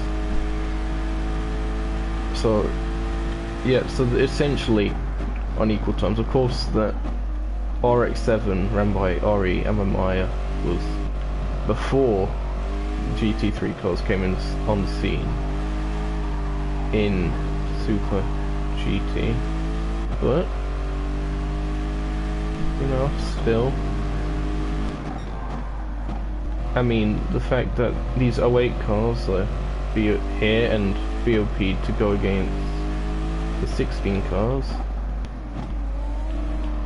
who knows? I mean, I personally would really love to see that, although it might be a smidge controversial to some people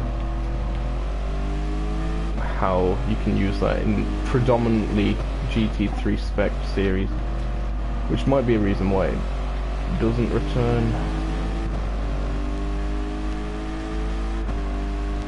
But I personally would like to see it, and I don't know, perhaps, I mean, for league racing it's not going to be an issue because you can literally just say which cars are eligible in the category, which aren't, and uncle. Sorry, that was another bad joke. Quite good at those recently. Oh no, okay. Another into the barrier moment. Having quite a few of those today. Surprised I'm having them in this car. Mind you, those little chicanes are a pain in the neck. Nice to be able to see Circuit Catalunya with faster cars this time. Oh wow, I broke early. I just thought it was the AI being decent for once, but no. I just broke early. Can I go round the outside? Can I humiliate this guy? Come on. Come on. Do the Fernando Alonso. There we go. Although he sort of went around a few cars around the outside. More to the middle of the corner, but whatever. Hello, Mr. Helicopter. Hello, I thought, wait, what? Again, I've made that joke before, but... I don't know. Hoping some people forget about it. It's the first time I did it.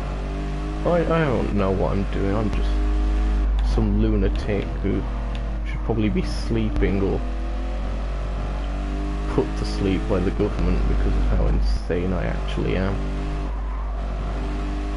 Don't call me the intergalactic fruitcake for nothing, I guess.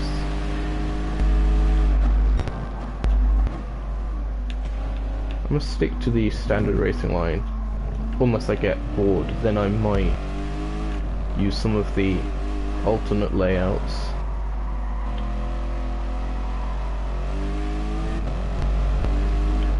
But of course that would only happen if I have a very decent gap and I'm in first for a start. Let's focus on getting to first. If those curves on that chicane are very tall, I'd say they'd rival some of the curves on the Nürburgring in terms of how awkward they are to negotiate. Which, I'm glad this track wasn't on GT6 now that I think about it, because Nürburgring was a pain in the neck in terms of its curbs on GT6. It's alright now because the suspension physics are a bit better. But literally, you went anywhere near a curb on Nürburgring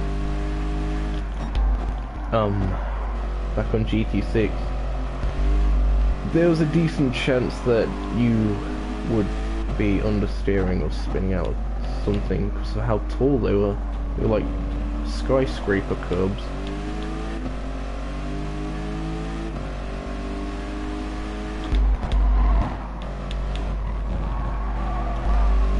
Oh, hello again, Mr. Helicopter. Didn't say hi back. I'm so sad now. I'm sorry, Apple. Wait, what?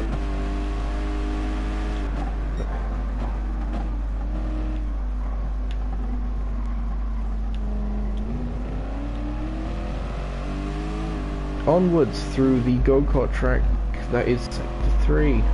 Is it Sector 3? It's the last sector, I know that much. In F1 it would be Sector 3.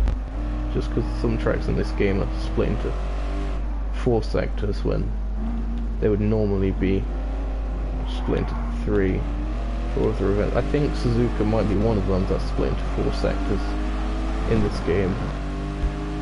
Anyway, we are in second, and ahead of us is Adam Iwasaki, which is a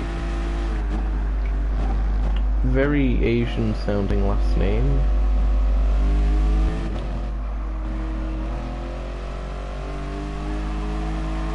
But because he's American, I'm just going to give him the generic Western name of Adam. I mean, there might be some Asian people that have the name Adam. It wouldn't surprise me. Or like, rather, people that live in that region.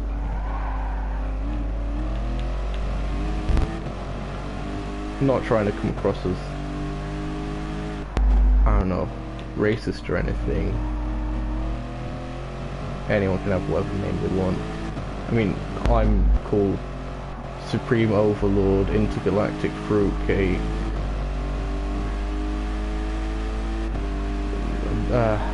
many other things, but we'll not talk about those.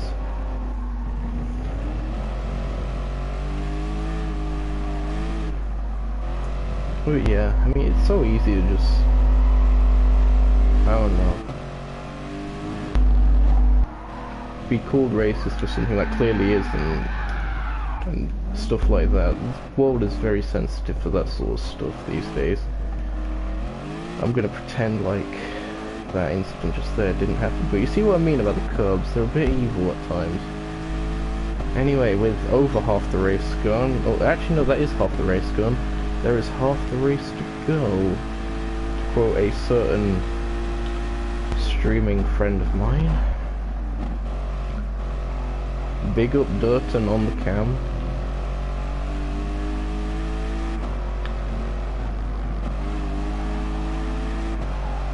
Bit like Jack Wilkinson, but not.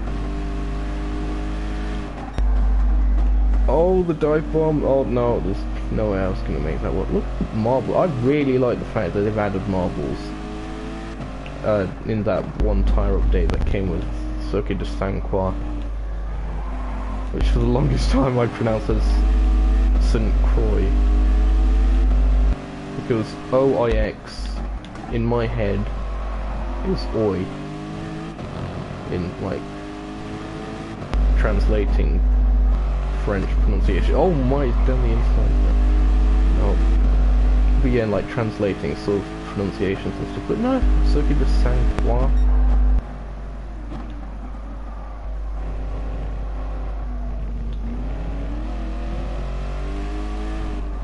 I would have spelled that Q-U-A, but yeah, whatever, if that's how it's pronounced. GT Sport Mythbusters. I'm probably gonna get sued by Mythbusters now. Oh, that's Curb Extreme.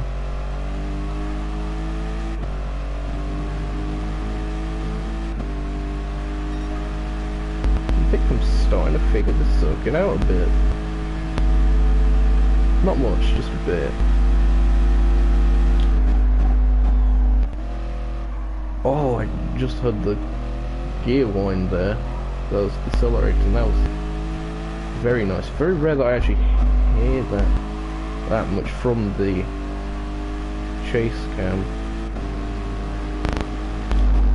Which, with my chase cam settings, probably a bit rigid compared to what quite a lot of people have, but this is just what I'm used to from GT 5 and 6. It's not completely rigid, but has a small bit of flex to it. But I generally like to have the camera pointing in the direction that the car is facing. It helps me with picking lines and stuff. Not that any of that really matters right now, but still, I mean, I just prefer it this way. I understand that others prefer it with a fair bit more sway. A bit like, was it Gran Turismo 3? Which, funnily enough, that was the Gran Turismo that I grew up with. It was GT3. Which had no GT3 cars on it, funnily enough.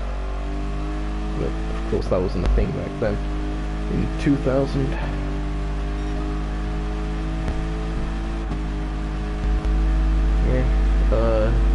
Started playing it when I was 3 years old because it was a PEGI 3 rated game. So, I mean, I would have been playing it since the day I was born, probably, if it wasn't a PEGI 3 rated game.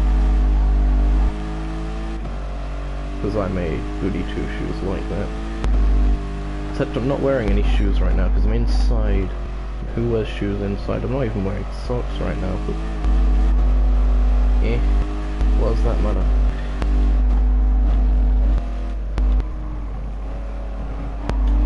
This stream has been a very good test of my rambling skills. Hello RCZ. Whoa, I'm so sorry SLS.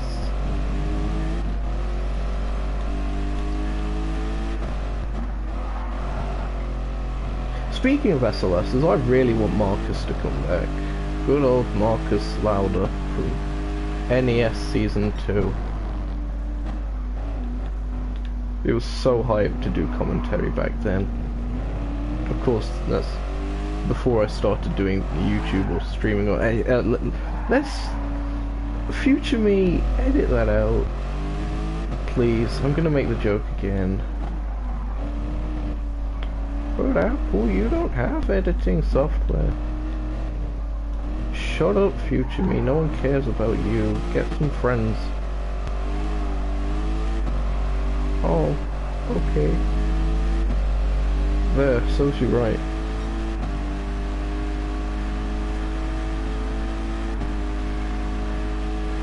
What's that logo there? Oh, I broke so early there.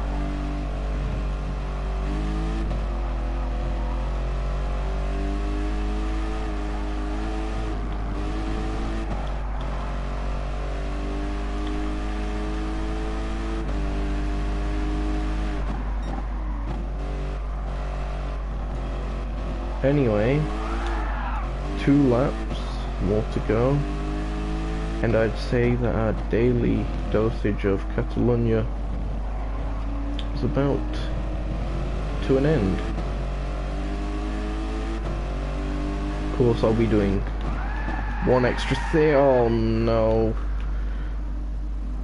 Oh no, don't tell me. Oh no. Are you serious? That was... Oh, fantastic. I've probably lost this race now. Traffic, work wonders, please. No.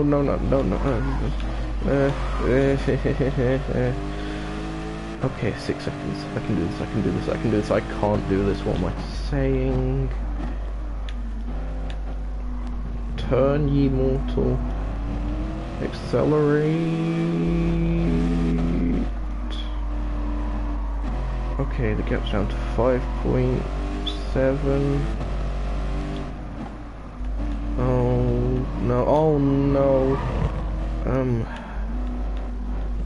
Oh no, I'm taking far too much curb there.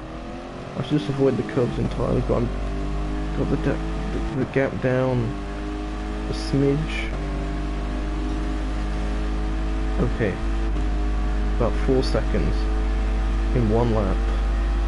This is going to be quite the ask, considering my driving skills. Okay. Oh no, don't think about brake checking me there.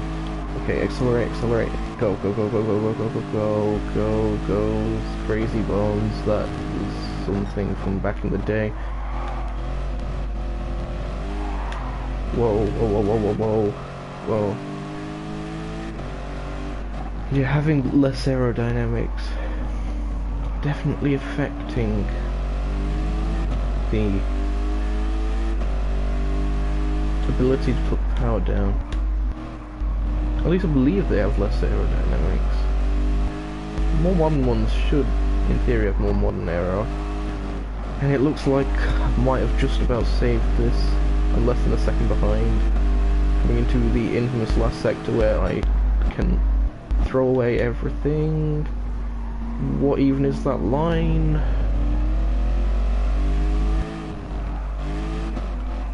Come on. Iwasaki. No, marbles. Stay off of the marbles. Oh no. Dive bomb. No. That wasn't me abusing track limits. No, come on. No. Squeeze him. There we go.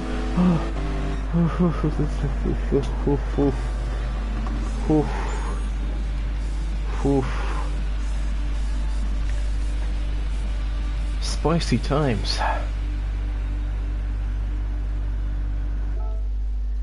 If that was an NES race, I would have got a 15-point penalty, even though those things don't exist.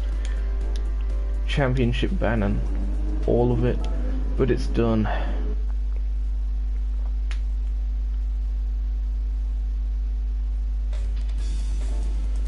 Okay.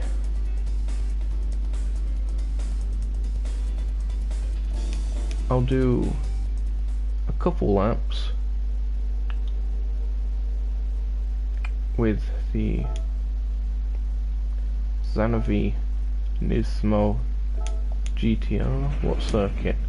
We've done quite a lot of Catalonia,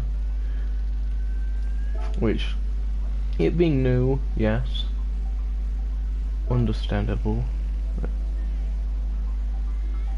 Let's try something a smidge different. What would be an interesting track for these? Well, I suppose we could try Suzuka.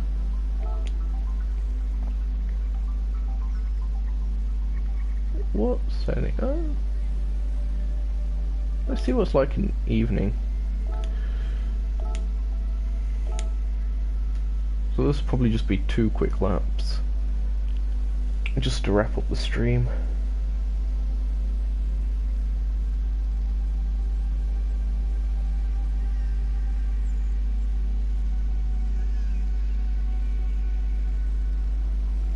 Oh, there was a number 74 on the wheel. What's the number on the side of the car? Because I'm fairly certain it wasn't 74.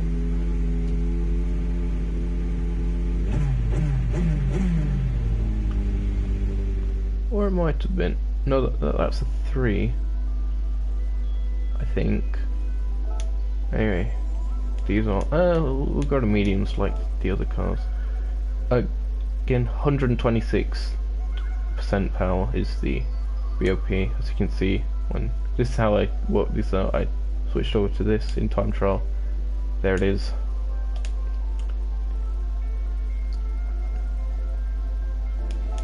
So let's go. Suzuka circuit. Oh, side flame. Remember, does this version have the exhaust on both sides as opposed to just the one side? I'll find out as I come into the next braking zone. Yeah, quite a nice car. Just see what the interior is like. An A Super GT car, there you go. Yep, there's flame coming out both sides. Wait, is there? I saw it on the left. Yep, okay, both sides. Because the modern ones, at least for the front engined cars, have it coming out only one side. I think it's the side facing away from the pit garage, because potential fire hazard with backfire and the fuel lines and stuff like that. I don't know. Plus I think it might also be done because they want the sound to be amplified in the direction of the grandstands and the crowds. I think that might have also been a thing.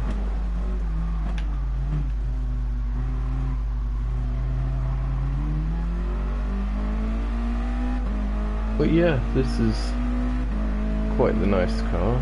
No doubt with these 08 Super GT cars, they'll be making, when I say they, I mean like the community will probably be making all the different versions that we had in GT6 and 5, i.e.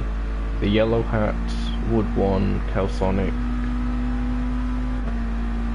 etc. of this car, the Arta, the Takata Dome, well I think it's just the Takata, and the Raybrig of the NSX, and the Denso Sard, the Ineos, and the Bandai Direza of the Lexus SC430.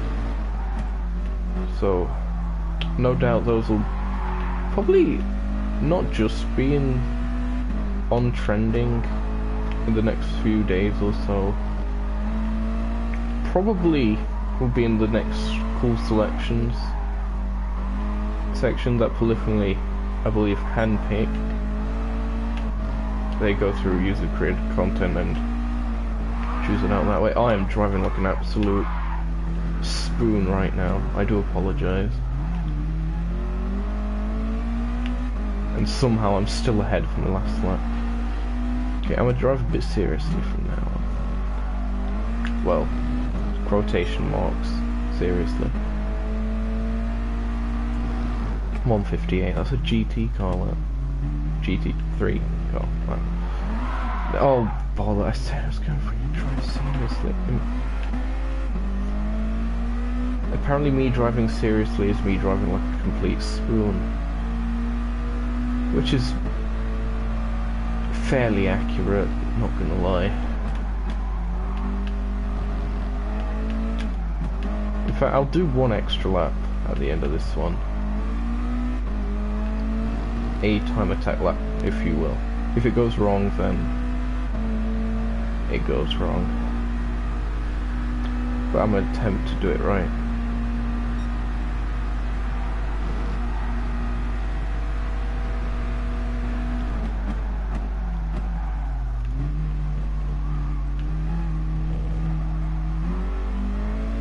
Makes a nice noise, does this?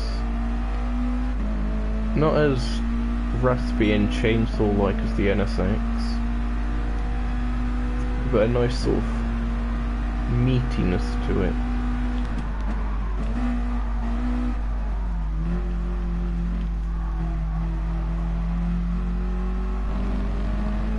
That could have gone a bit better, but the exit was alright.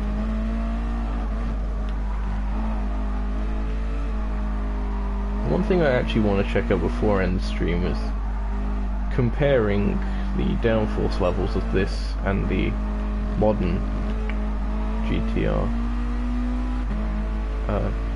Super GT 500 car, just to see if there actually is any difference in the level of aero, or if it was just me being a complete spoon again and assuming things that aren't necessarily true.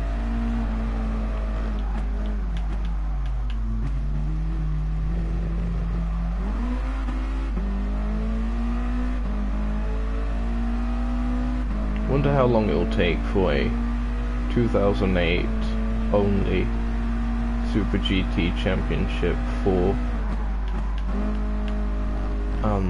well, I literally just said, but for that to be made on the forums of GT Planet. Probably not that long till someone cashes in on the hype.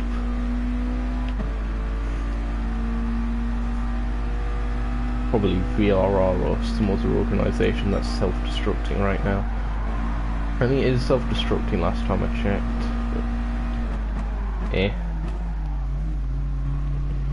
but or last time I heard rather. Anyway, final corner.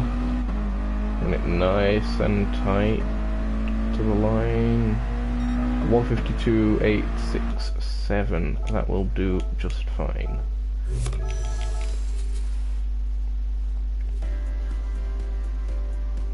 Still just me, all by myself, but that's fine. So, before I end this off, okay, so 750 on the front, 1100 on the back.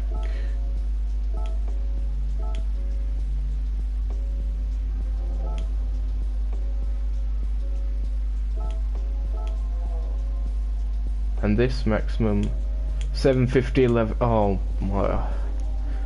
I am a complete spoon after all, but I'm sure we all knew that by now.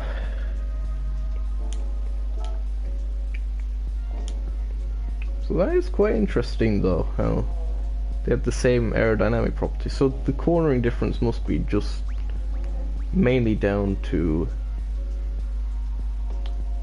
the newer ones having less weight. Hold on, I didn't know the old GTR GT500 was a naturally aspirated one. Huh. Hold on, what about? They were all naturally aspirated. What? Dead certain that these things use turbochargers, but apparently not. Huh. I mean, fair enough, I guess so. Anyway, possibly tomorrow, we'll see how it goes. I will attempt to enter this, the X2014 Nations Cup. 3 nice tracks in Red Bull Ring, Sanqua C, so the extra long version of that. And of course we'll get to see more of Circuit de Barcelona, Catalonia. I've made the same mistake again. We'll get to see more of the new track in that. Not guaranteeing it'll be tomorrow, but I'll probably feel motivated enough. And then, of course, we will have this, which will take up most of the stream. This will be a great showcase of the track. A 30-lap endurance race for the Porsche 911 GT3 RS. One thing which I was a bit disappointed about, from the last update at least, you can't use the older generations of Porsche 911. It's just the 991 that's eligible for this tournament, which I can understand for with a one make sort of thing, but it would have added a bit more variety to the series if they had allowed multiple of these. But hey, that's just a thing. I'm getting messages about random stuff. Probably the group chat acting up. So anyway, thank you for tuning in to the broadcast. I hope you've enjoyed it. I certainly have, as I've been going through the events and such. And yeah, a great update so far, and looking forward to completing the rest of the campaign stuff in the future. So I believe that concludes the stream, so until next time guys, I will see you later.